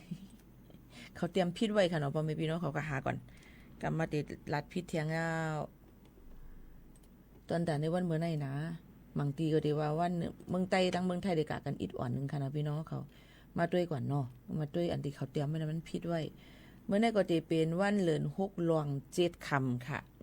เดือน6ลอง7ค่ำเลยค่ะเนาะอันนี้คำว่าถึงเดือน7แล้วค่ะเลยเอาไว้แก่นี่ค่ะเนาะเดือน6ลอง7ค่ำในวันเมื่อไหร่นี่นั่นค่ะพี่น้องเขาเย่อก็ในวันที่30ในค่ะเนาะไปเดือนไหนเปิ้นเตไปขึ้นลอยสุเทพพี่น้องเขาจะเจออันมุงมองไว้ย่อก็อันจองถามมาว่าเปิ้นที่ไปขึ้นลอยสุเทพเมื่อแล้วกลายเหตุการณ์ทางลิกุสูเปิ้นนี่ค่ะไปขึ้นคำวันผิดนั่นนี่ค่ะเพราะวันที่31จำเป็นวันวิสาขบูชาวันเหลือน6โมงนั่นเปิ้นก็เตออนกันหลู่ต้านลองซ้อมนี่ค่ะหรือวัดพระธาตุดอยสุเทพเจิมซึ่งหนังไหนค่ะแล้วเปิ้นก็เตไปเอา6ค่ำกว่าย่อก็มีลองตั้งกินสากาตั้งกินตั้งย่ำนี่ค่ะย่อก็อองตีเสียกน้ำตั้งกินจังได๋ก็การหลู่เลยมีลองงดใส่เซียนเซอจะเจออันดีกว่าไปขึ้นลอยสุเทพนั่นนี่ก็หลู่เลยใส่คุณลุงตั้งไว้อันที่มันหิดหนาเพียวสุกสักเนี่ยเพียวปิดปอดนั่นค่ะเนาะให้มันจำหนังกาลเทศะแล้วก็แคบตีนซอกตีนนั่นเฮาใส่อันที่มันกึ่งเรียบกันตั้งอันไปจอมลินไปกว่านั่นค่ะใจว่าใส่แคบตีนส่วนสูงลงกว่าตีนเจี๊ยบเฮในก็มาไปซื้อไปเลยเตื้อฮู้จักกันขิ้นกันไว้ดีกว่าไปคืนไรสุดเทพใส่ตอกพนัดลงกาเฮในค่ะเนาะคือไปกว่าตีนเจี๊ยบในพูดใจทำไว้ถามแล้วในก็แปดกันพีดกันจางเปลี่ยนเลยค่ะลองตั้งเจ้าในหรือไรหาลองด้วยใส่คุณลุงตั้งมืออันที่มันกึ่งเรียบกันนั่งอองตีมันจำเจ้าไหนก็ตีตื้อเข้มลีในนั่นค่ะอันนี้ก็เอามาฝากเตือนจนถึงปอไม่ปีน้องๆเขาค่ะเมื่อในวันที่8ซึ่งไหนนั่นเนี่ยก็จะเป็นวันกาชาติสากลนะคะพี่น้องเขาจอมเมียนกันตั้งวันที่8เดือน5เนี่ยค่ะเป็นวันอันที่คุกจะไรวันอันจำวันเกิดอังรีดูนังในนั่นค่ะผู้ก่อตั้งในค่ะกาชาติ ICRC มาในนั่นค่ะย่อก็ จ่อยเทียมก้นอันหมาเจ็บเอามาได้เป็นรองเพกึ่งกลาง5เอามาได้เป็นรองปังตึกซึกสือ5เลยได้เลือกว่าดีกว่าเลือกจันทานะเลือกเพอพันเพอมีซึ่งนั้นเนี่ยค่ะย้อนเปิดสั่งหลายๆเป็นซึ่งนั้นนั่นเนี่ยก็ตอนแต่ตีวนขอบใจถึงเนี่ยค่ะก้นอันจ่อยเทียมก้นมนุษย์หนังกันเนื้อลุงฟ้าในนั่นค่ะอ๋อก็ตั้งขึ้นมาเป็นป้ายวนของอังรีดูนังเนี่ยค่ะไว้สิหันถึงลองลู่ซุ้มปังตึกการตีซอฟอริโนเนี่ยค่ะปี2 หิง4 ปากปลาย2ในนั้นค่ะแล้วก็ก่อตั้งมาในห้องการกาชาดอันในจึงหนังในค่ะเนาะแล้วก็เปิ้นก็ได้เฮ็ดจึงหือล่ะเพราะเป็นวันกาชาดสากลวันจึงลุมฟ้าวันกาชาดในเปิ้นก็ได้กว่าหลูเลิศในค่ะหลูเลิศในค่ะเนาะตีห้องตีเปิ้นฮับหลูเลิศเอามาตีเป็นห้องยา5ดีกาชาด5นี่ค่ะมันก็ได้มีกูเจตวันค่ะอันในค่ะเนาะแล้วก็เปิ้นก็ได้มีหน่วยงานคืนตีกับจ้อมติมีตีอะไรก็หลูเลิศติดตามจ้อมในค่ะข่าวกาชาดในนั่นค่ะเนาะพี่น้องเขาค่ะนี่ก็เป็นตื้อตั้งอันหลีในนั่นค่ะอ๋อลองตั้งอันในค่ะก็ได้เป็นสีเหลืองสีขาวจังหนังไหนค่ะเนาะในปืนตีสีขาวจังหนังนะคะจ้อยเทียมกันกว่านะคะอันดีเลยลู่ซุ้มเนื้อเลือดกว่านั่นในค่ะเนาะยก็จ้อยเทียมก้นอันหลูเลือดจังจังหนังไหนค่ะก็ทำมายิ่งหมกขนุนจ่องกันหลูเลือดท่าในกว่าหลูกูปีค่ะพี่น้องเขากว่าหลูในวันเกิดนั่นค่ะเนาะพี่น้องเขายก็ป้อว่าวันอันดีมันดี3 เดือนหลูเลย1 ปอกก็กำลังปอกมาเฮานอนอิ่ม5เฮากินน้ำเราสูหลากว่า5เจิมจังไหนเลือดมันตี100ตีอำลีในกวนก็อำปันหลูไหลนอนนับอิ่มอำเต็มก็อำหลูไหลกวนอันตีหลูเลือดไหลนั่นเต็มไหลมีตั้งเป็นร่างกายอีสังจับโตตีไหลนอนรับอิ่มเต็มน้ำหนักตีไหลตีขึ้น45ขึ้นเนอในค่ะนะลองตั้งจังไหนมีตั้งเป็นจับตัวมีเลือดจางเจิมจังหนังในค่ะอ๋ออันนี้ก็ดีกว่าหลูปันกวนจะเจออันหลูเทียมเป็นการตั้งลิกุโสอันนึงที่จอยเทียมสืบอาศักใส่ใจก้นเทียงในเป็นการอย่าลงเตี้ยวาในนั่นค่ะพี่น้องเขาอันนี้ก็เป็นเกี่ยวกับไปลองวันกาชาติจึงไทยลุงฝ้าเนี่ยเอามาฝากตวนจุถึงปอแม่ปีน้องๆเขาค่ะเขาคำมาถ่อมด้วยค่ะในวันที่8ที่9ที่10ในเต็มมีฝนล่มๆหลายๆอองตีหลายๆปื้นตีค่ะนะพี่น้องขอหลูเลยฟังกันไว้รูล้อมต้วยถึงลองป้ายอยู่ลีกันแล้วก็เจ้าไห้เจ้าสวนเขานั่นหลูเลยรูล้อมต้วยถึงหมักเข้าเต้าน้ำตัวสัตว์อันเขาขาเลี้ยงไว้นั่นเนี่ยก็เฮ็ดปันอองตีอยู่ตั้นเสาเขาเฮลอดเพในนั่นค่ะอย่าป้อฝนตกผ้าผ่าหลังอย่าไปกระยุดดีกลางปางอย่าไปกระยุดที่ใต้ต้นไม้หลวงอย่าไปกระยุดที่ใต้ป้ายใต้ดีปืนเผาป้ายปืนเผาอันที่มันอ่ำแก่นแข็งก็จังล่มกวนเตียงใส่เฮาคาไลลินหยดดินกวนดินปังจำเจ้าในก็เลยฟังไว้ในนั่นค่ะลงตั้งเจ้าในเพศสภาวะในหัวที่เกิดขึ้นมาเมื่อแล้วเฮาขาดถูกดีเลยฟังกันไว้เต้ๆว่าในนั่นค่ะอันนี้ก็เอามาฝากตวนจุถึงป่อแม่ปีน้องๆเขากูก้นจังหนังในค่ะอ๋อมาด้วยทางข่าวหนึ่งเนี่ยค่ะพี่น้องเขาค่ะอันนี้ก็ตั้งเมืองจึงไทยเปิ้นก็คึงป่องให้สร้างเหี่ยวเนี่ยค่ะตอนตาห้องการเนี่ยนั่นค่ะเนาะเป็นปอมพี่น้องเขาค่ะโฮมกันตั้งฝ่ายหลายฝ่ายค่ะพี่น้องเขาเฮ็ด MOU ลงมือกันมือวันที่1 เดือนธันวาคม25ปากไป69เปิ้นมามี6ห้องการอำมาได้เป็นกรมการปกครองไผลองมันกึมเนี่ยค่ะไผ DSI เนี่ยค่ะย่อก็หลายฝ่ายโฮมมือกันตอนตาที่ปืนผ่าไว้ว่าเตกวัดล่าง8ลองก้นอันเหตุการณ์ผิดปักเปิงหมายมีอัน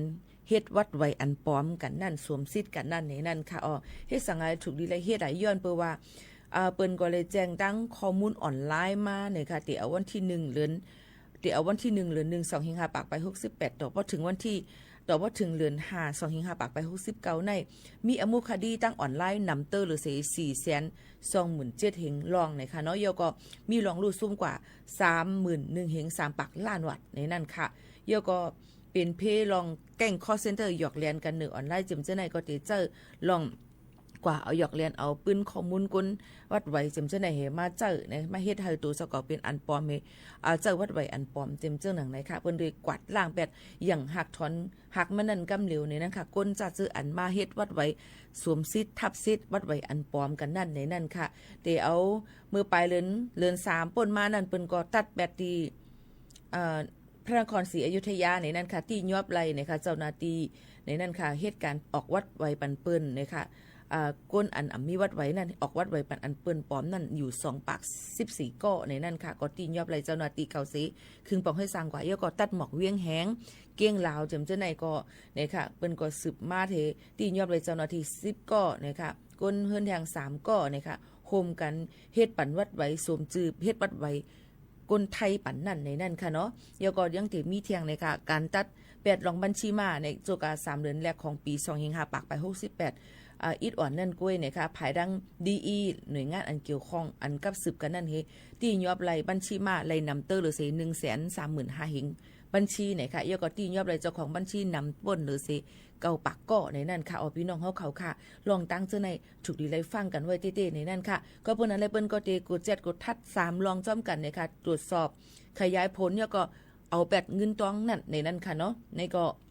เปิ้นเดือใจ AI ตียอบนะคะกดอันเฮ็ดวัดไว้อันปลอมนะคะ DSI เจ้าหน้าที่เขาก็ติเพียวมวย8ลองก้นอันเฮ็ดนอมินีอันว่านั่นเหมือนหนังว่าเฮาคาคาไลเฮือนนี่แหละเฮามีวัดไว้คนไทยเฮาก็กะจ้างเพิ่นซื้ออันนี้เปิ้นเฮานอมินีอันนี้เปิ้นก็ตียอบนี่ค่ะผู้เลอเพอกว่าจ้างเปิ้นเฮ็ด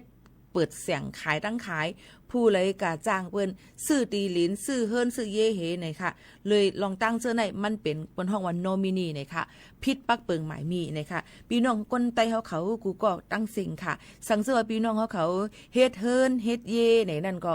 เครื่องปองให้สร้างกว่าลิลี่นะคะลองสื่อออนไลน์กว่าในย่ำพ่องทะเลเฮาค่ะเฮ็ดเฮิรนจังนั้นจังไหนป้อเปิ้นกด7กดทัดมาป้อเปิ้นเจ้าหน้าที่เปิ้นกด7กดทัดในป้อว่าหันเลยลองว่าทุกแม่นในจึงเปิ้นเตเอาเฮิรนตีลินเฮาค่ะกว่าหมดค่ะก็นั้นพี่น้องเขา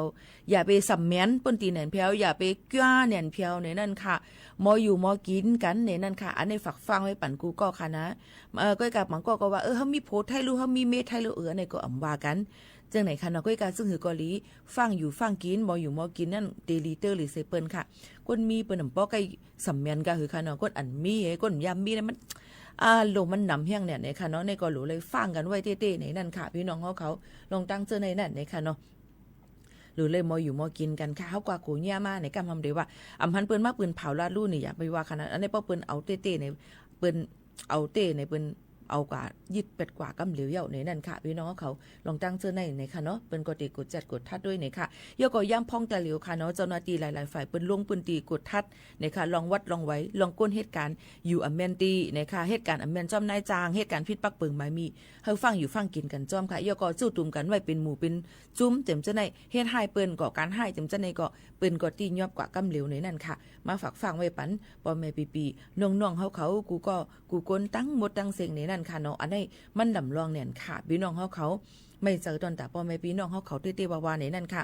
ยก็เทียงลองนึกในการหยอกเลียนกันแนมพ่องตะเหลียวตั้งเจดอนเก้งไหมนี่ก็หลายป่นมานั่นเปิ้นก็ตียอบกว่าไรเจ้าก้นเขเขานะคะมันจะมีตังมาว่าฮับเหตุการณ์ง่ายๆนี่ค่ะฮับเหตุการณ์ง่ายเหตุการณ์เมวานเหตุการณ์ขับรถขับกาเหตุการณ์อย่างก็เลยก็ไม่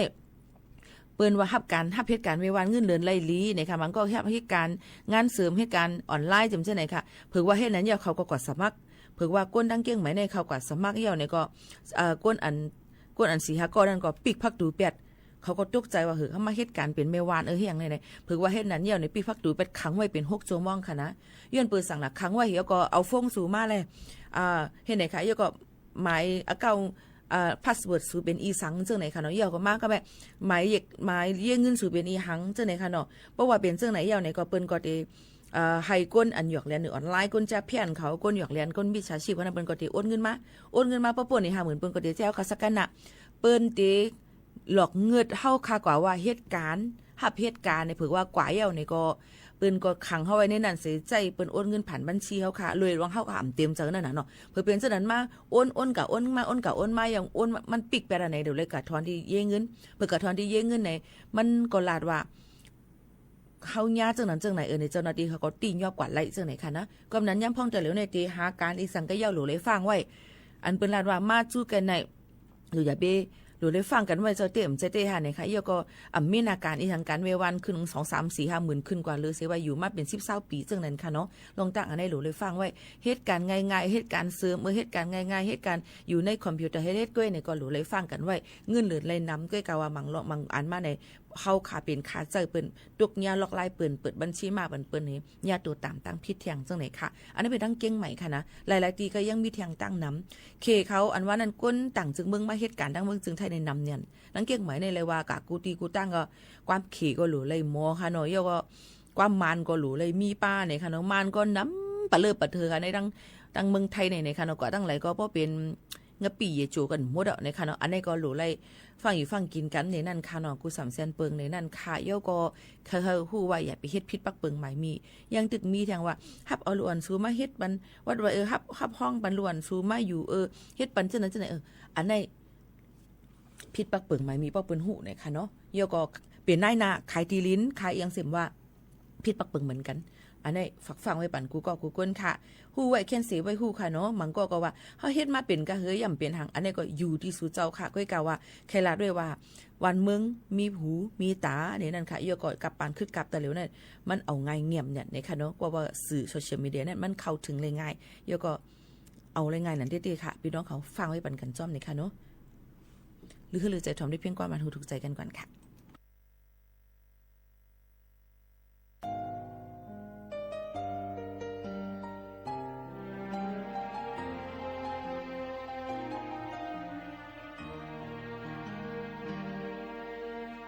หัวใจฮักปันเดอยู่ไว้หิม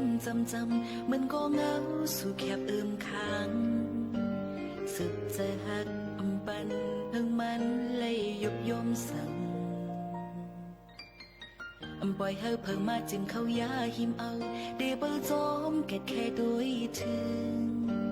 ขิงมอยใจไล่เฮอเดเปิลลุ่มลาปันเพิ่งเดใครสนใครเก่าใครยากก็โหใจเดฮักคืมมันไว้อยู่เดสิเดฮักพาดยานมาต่อโจถึงสุดปันเป็นสังเป็นบ่มีมาผัวจักปานไงโกสังเตต่อสู้ตั้งนะจะหักเป็นเอ็นแห่งหักสุภาพกันเสียงสูงเดมีหิมจำจุงยิบมือกันพาโดนโจดอสุดปานหักสุภา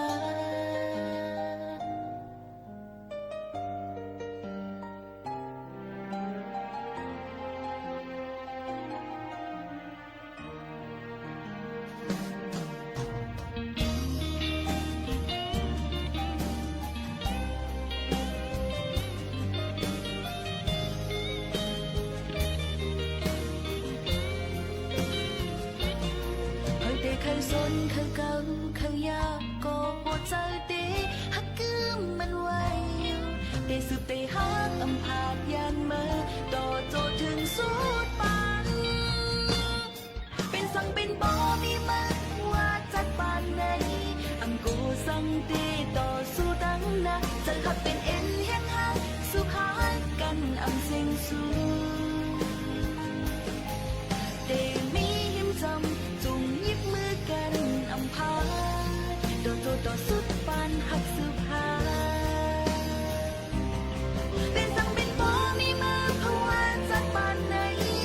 โกสังเดต่อสู้ตั้งนะจะหักเป็นเอ็นยังหักสุภากันเสียงสูงเดมีหิมจำจุงยิบมือกันพาโดนโจต่อสุดปานหักสุภา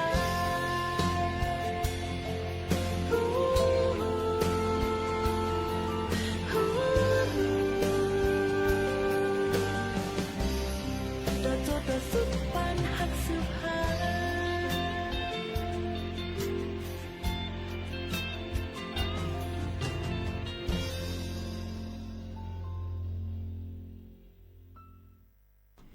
ค่ะถ่อมเพียงกว่ามาหนูถูกใจกว่าหนึ่งโหในนั่นค่ะกำในก็มาถ่อมด้วยเที่ยงเลยค่ะอันใครหางเฮียนมาฝากตอนทั่วถึงพี่น้องเขาก็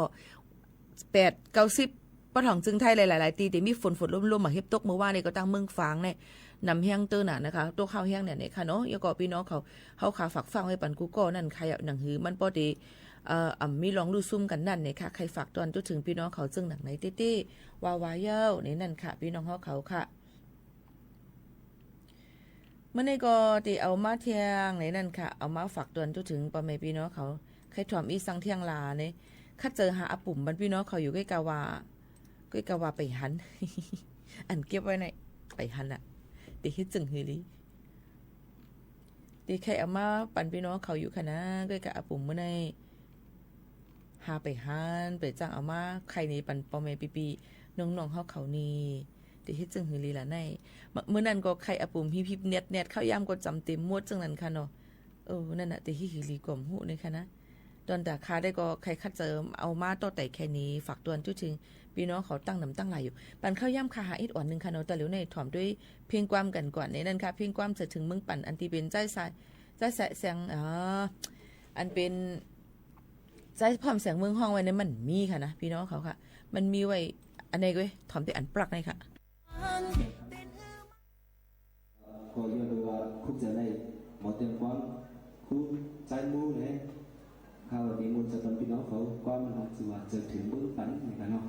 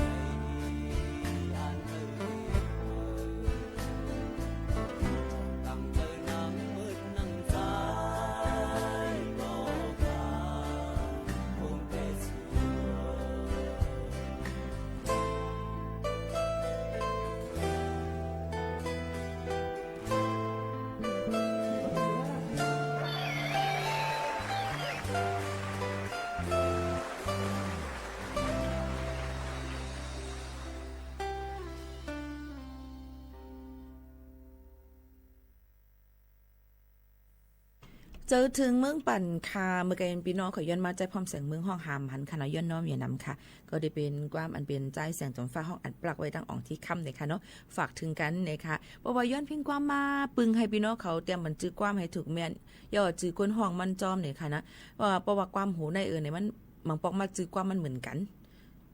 ขำซิบก็เร็วในอะไรตัวอย่างมันขำซิบก็เร็วในใจใส่เมาก็มีใจอย่างก็แสนซึ้งอันวางก็มีมันมีนำค่ะก็วันนั้นพี่น้องเขาก็เตรียมไปซื้อความมันเฮอย่าก็เตรียมไปซื้อก้นห้องมันเนี่ยค่ะเนาะมันจะว่าย้อนความใจใส่เมาค่ะนาอีนาปีอันนำปัดหางเนี่ยค่ะนึงแค่หามหันเนี่ยค่ะนี่ก็เนี่ยจอดเนี่ยเจนเห็นในค่ะนะพี่น้องเขาค่ะย้อนความมัน022อันที่022นาอีนำปัด6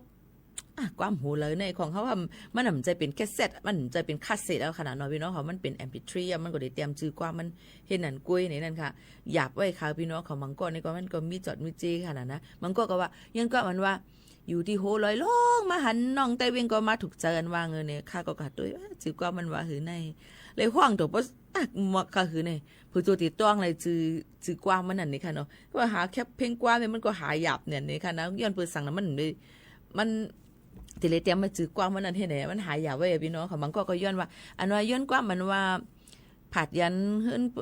ผาดยันอย่างก็20ปีไปต้นยินเลยหั่งคอนว่างเนี่ยลูกกว้างมีอย่างเที่ยงน่ะในต่อถึงแต่เร็วเขาก็ไปตัวว่ามันจื้อกว้างว่าหือมันก็ว่าพอถึงบอกเป้าหำกีจังขึ้นไขกันนั้นว่าเงินเนี่ยว่ามันเป็นจังไหนค่ะเนาะนี่ก็สิเป็นจังนั้นค่ะก็ย้อนน้อมอย่านำค่ะว่าย้อนเพียงกว้างมากก็ลาดป้า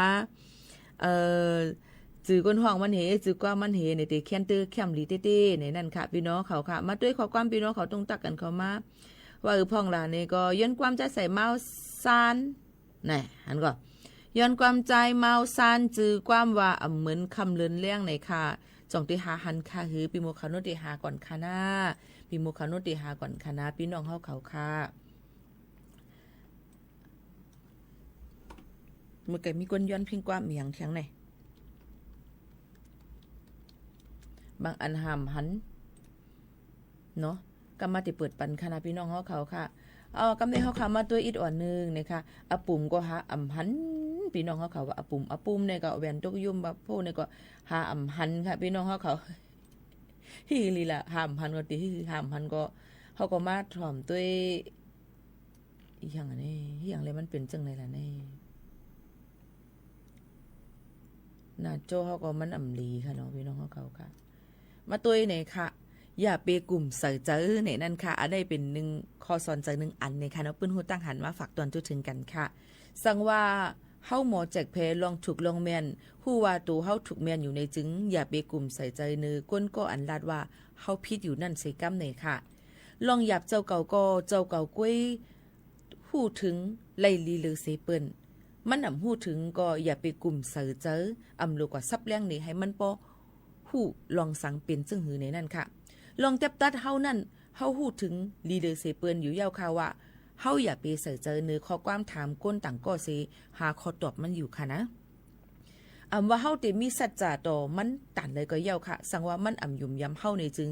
อย่าไปกลุ่มใส่เจอ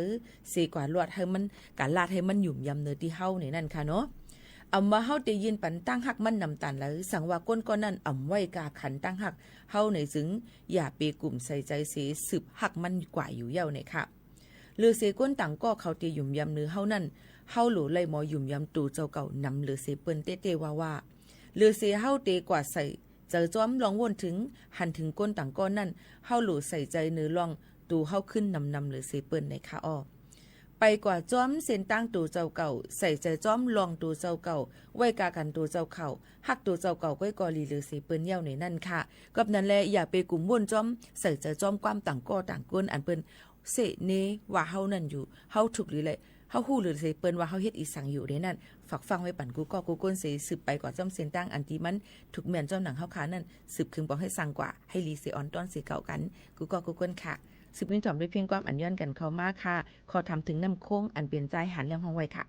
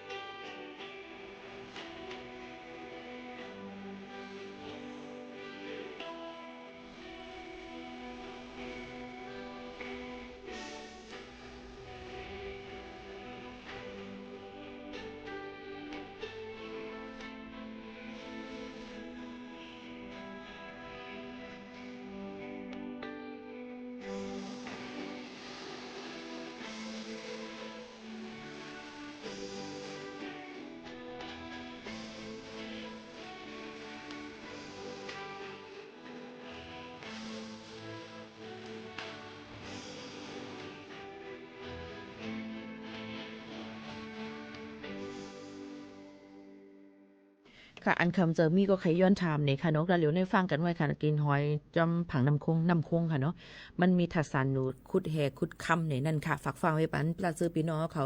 อยู่จอมน้ำคงในนั่นค่ะเนาะมันก็ถามว่าน้ำเตี้ยงค่ะรู้น้ำเมาลาดไว้ว่าน้ำคงก่อนในนั่นค่ะย้อนเปือว่า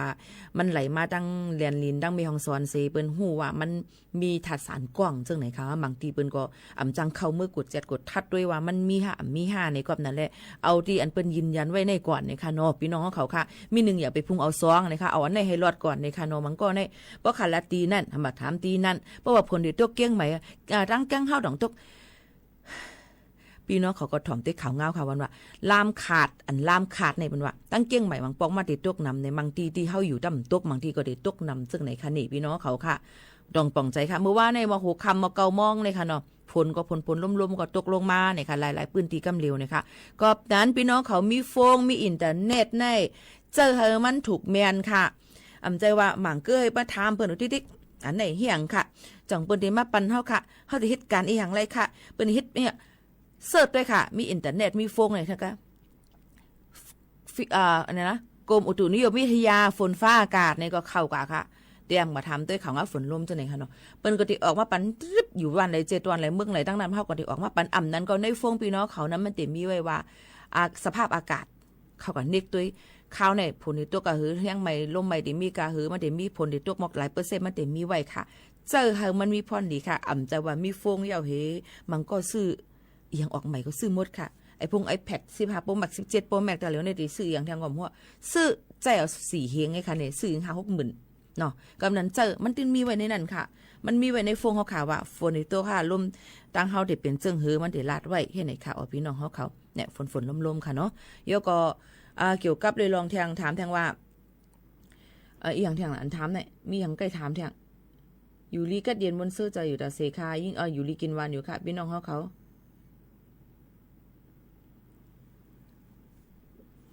ตุยข่าวเงากันจอมในนั่นค่ะพี่น้องเขาค่ะ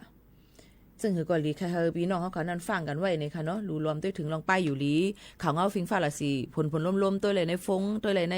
อินเทอร์เน็ตนะคะเสิร์ชเขาก็ตัวในนั่นค่ะเนาะพี่น้องเขาค่ะในลำลองเลยเสเปิดในค่ะเนาะย่อก็ฝากฟังให้ปันว่าให้ฟังอยู่ฟังกินกันค่ะย่ำพองตะเหลียวนั่นเจ้าหน้าที่หลายๆองตีหลายๆปืนตีกูวันกูเมืองกูอึ่งกูเติงปืนตี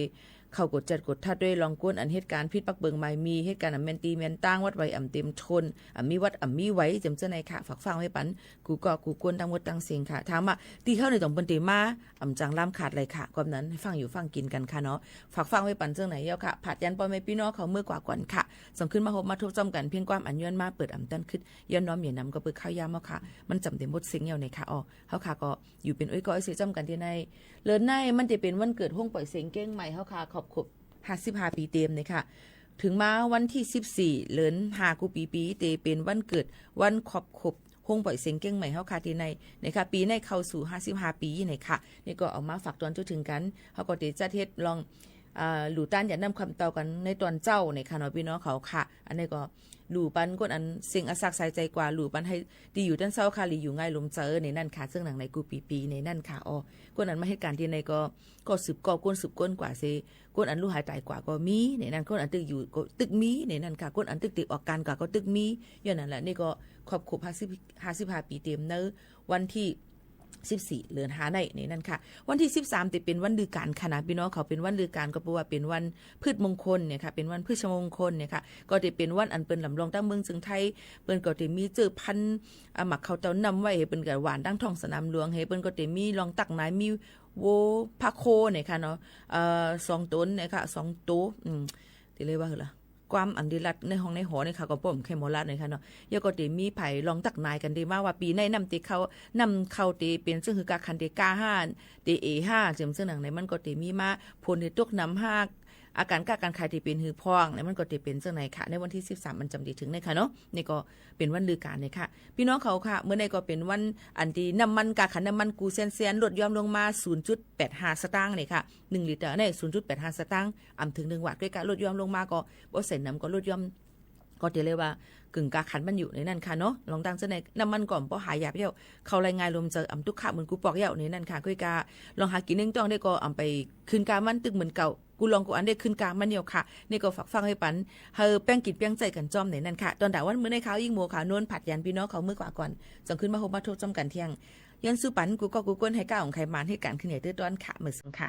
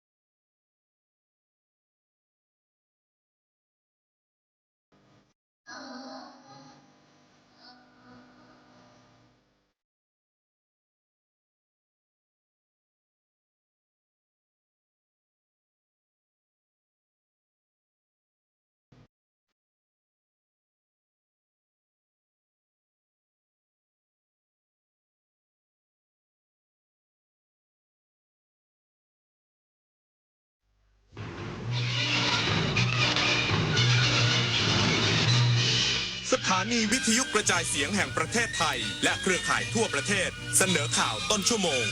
รู้เร็วรู้จริงเกาะติดทุกสถานการณ์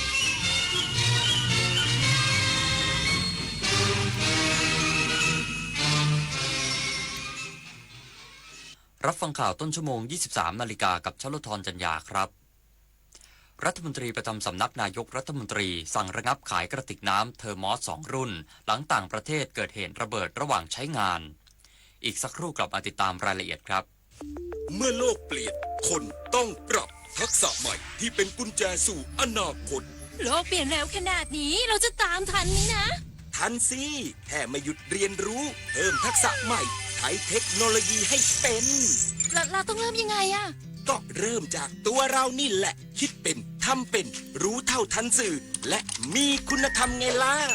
พัฒนาคนไทยให้ก้าวทันโลกยุคใหม่ใส่ใจเรียนรู้สู่อนาคตที่ยั่งยืน เจ๊ดูดิทริปกระบี่3 วัน 2 คืนสวยมากราคาแค่นี้เองผมโอนเงินมัดจำให้เขาไปแล้วเนี่ยไหวปะ เพจไหนเนี่ยโอ้โหนี่มันเพจปลอมชัดๆดูดิยอดไลค์หลักร้อยแต่คนเม้นสนใจเป็นพัน ปลอมอะไรเจ๊เขาส่งบัตรประชาชนมาให้ดูด้วยนะสมัยนี้เขาก็ขโมยรูปบัตรคนอื่นมาทั้งนั้นแหละไหนลองทักไปทวงเลขจองดิอ้าวมันขึ้นว่าไม่สามารถส่งข้อความได้อะจะโอนจองทริปเช็คชื่อบัญชีกับเว็บก่อนเสมอไม่งั้นจะได้เที่ยวทริปแบบนี้แหละ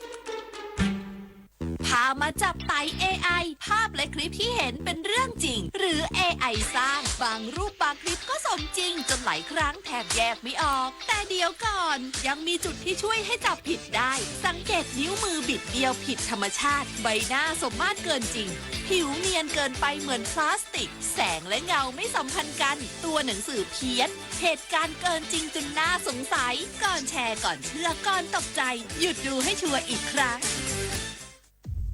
เห็นโฆษณานี้ไหมกู้ง่ายอนุมัติไวไม่เช็คเครดิตแถมได้เงินวันนี้เลยนะหยุดเลยนั่นมันสูตรโกงชัดๆกู้ง่ายอนุมัติไวไม่เช็คเครดิตเท่ากับโดนโกง 100% แต่เขาบอกโอนค่าธรรมเนียมก่อนแล้วได้เงินเลยนะนั่นยิ่งชัดโอนก่อนเท่ากับเสียเงินฟรีมิจฉาชีพในคราบเงินกู้หลอกผ่านแอปและโซเชียลสุดท้ายไม่ได้กู้แถมเสียเงินฟรีเช็คให้ชัวร์ก่อนกู้ทุกครั้งเซฟเงินเซฟตัวเองรัฐมนตรีประจำสำนักนายกรัฐมนตรีสั่งระงับการขายกระติกน้ำเทอร์มอส2 รุ่นทั้งหน้าร้านและออนไลน์หลังต่างประเทศเกิดเหตุระเบิดระหว่างใช้งานนางสาวสุภมาศอิสระภักดีรัฐมนตรีประจำสำนักนายกรัฐมนตรีในฐานะกำกับดูแลสำนักงานคณะกรรมการคุ้มครองผู้บริโภคหรือสคบ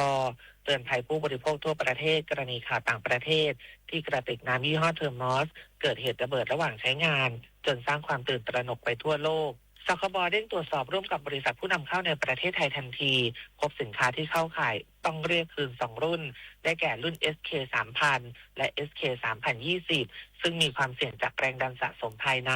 ทำให้ฝาปิดดีดตัวออกอย่างรุนแรงจนเกิดอันตรายร้ายแรงต่อผู้ใช้งานสคบสั่งระงับการจำหน่ายสินค้าทั้ง2 รุ่นในทุกช่องทางทันทีทั้งหน้าร้านและออนไลน์แม้ยังไม่พบผู้ได้รับบาดเจ็บในประเทศไทยแต่เพื่อป้องกันเหตุขอให้ประชาชนที่ครอบครองกระติกน้ำรุ่นดังกล่าวหยุดใช้งานทันทีและหากได้รับความเสียหายร้องเรียนไปยังสคบได้โดยตรงผมธิดาทิพยานนท์รายงานค่ะรองผู้บัญชาการตำรวจแห่งชาตินำกำลังเจ้าหน้าที่ตรวจค้นโกดังบุหรี่ไฟฟ้าย่านประเวศพร้อมจับกลุ่มผู้ต้องหาและยึดของกลางได้กว่า 200,000 ชิ้น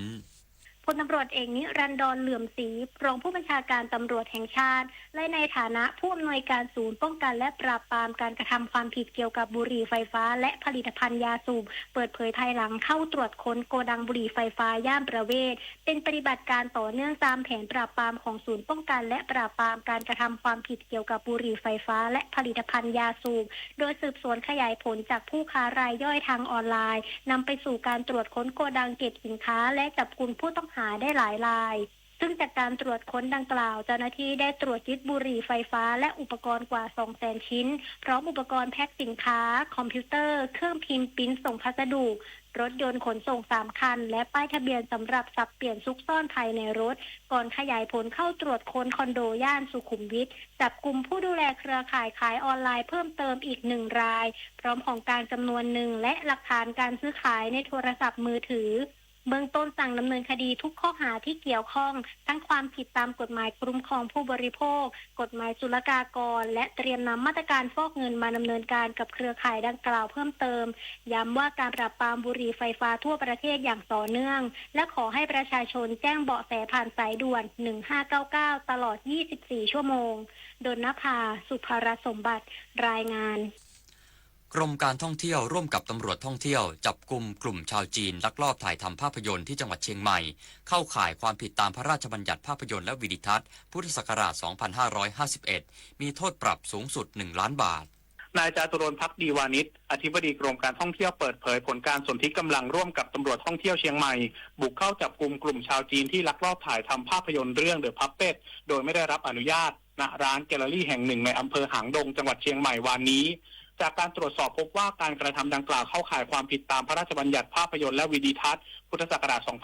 2551 มีโทษปรับตั้งแต่ 100,000 บาทถึง 1 ล้านบาท รวมถึงเจ้าหน้าที่ตำรวจเตรียมพิจารณาแจ้งข้อหาเพิ่มเติมฐานเป็นคนต่างด้าวทำงานโดยไม่มีใบอนุญาตทั้งนี้กรมการท่องเที่ยวยืนยันจะบังคับใช้กฎหมายอย่างจริงจังเพื่อสร้างความเป็นธรรมให้แก่ผู้ประกอบการที่ดำเนินการอย่างถูกต้องและรักษาภาพลักษณ์ของไทยในฐานะจุดหมายปลายทางการถ่ายทำภาพยนตร์ระดับโลกพร้อมขอบคุณประชาชนที่ช่วยแจ้งเบาะแสโดยหากพบเห็นการลักลอบถ่ายทำสามารถแจ้งได้ที่กองกิจการภาพยนตร์และวีดิทัศน์ต่างประเทศปฏิพล สัทธพรหมมารายงานน้ำมันทุกหยดมีค่ารู้ใช้รู้รักษาวันข้างหน้าไม่ขาดแคลนจบข่าวชโลธรจัญญาอ่านรับฟังข่าวครั้งต่อไปเวลา 6 นาฬิกาครับติดตามข่าวที่นำเสนอไปแล้วได้ที่ www.thainews.prd.go.th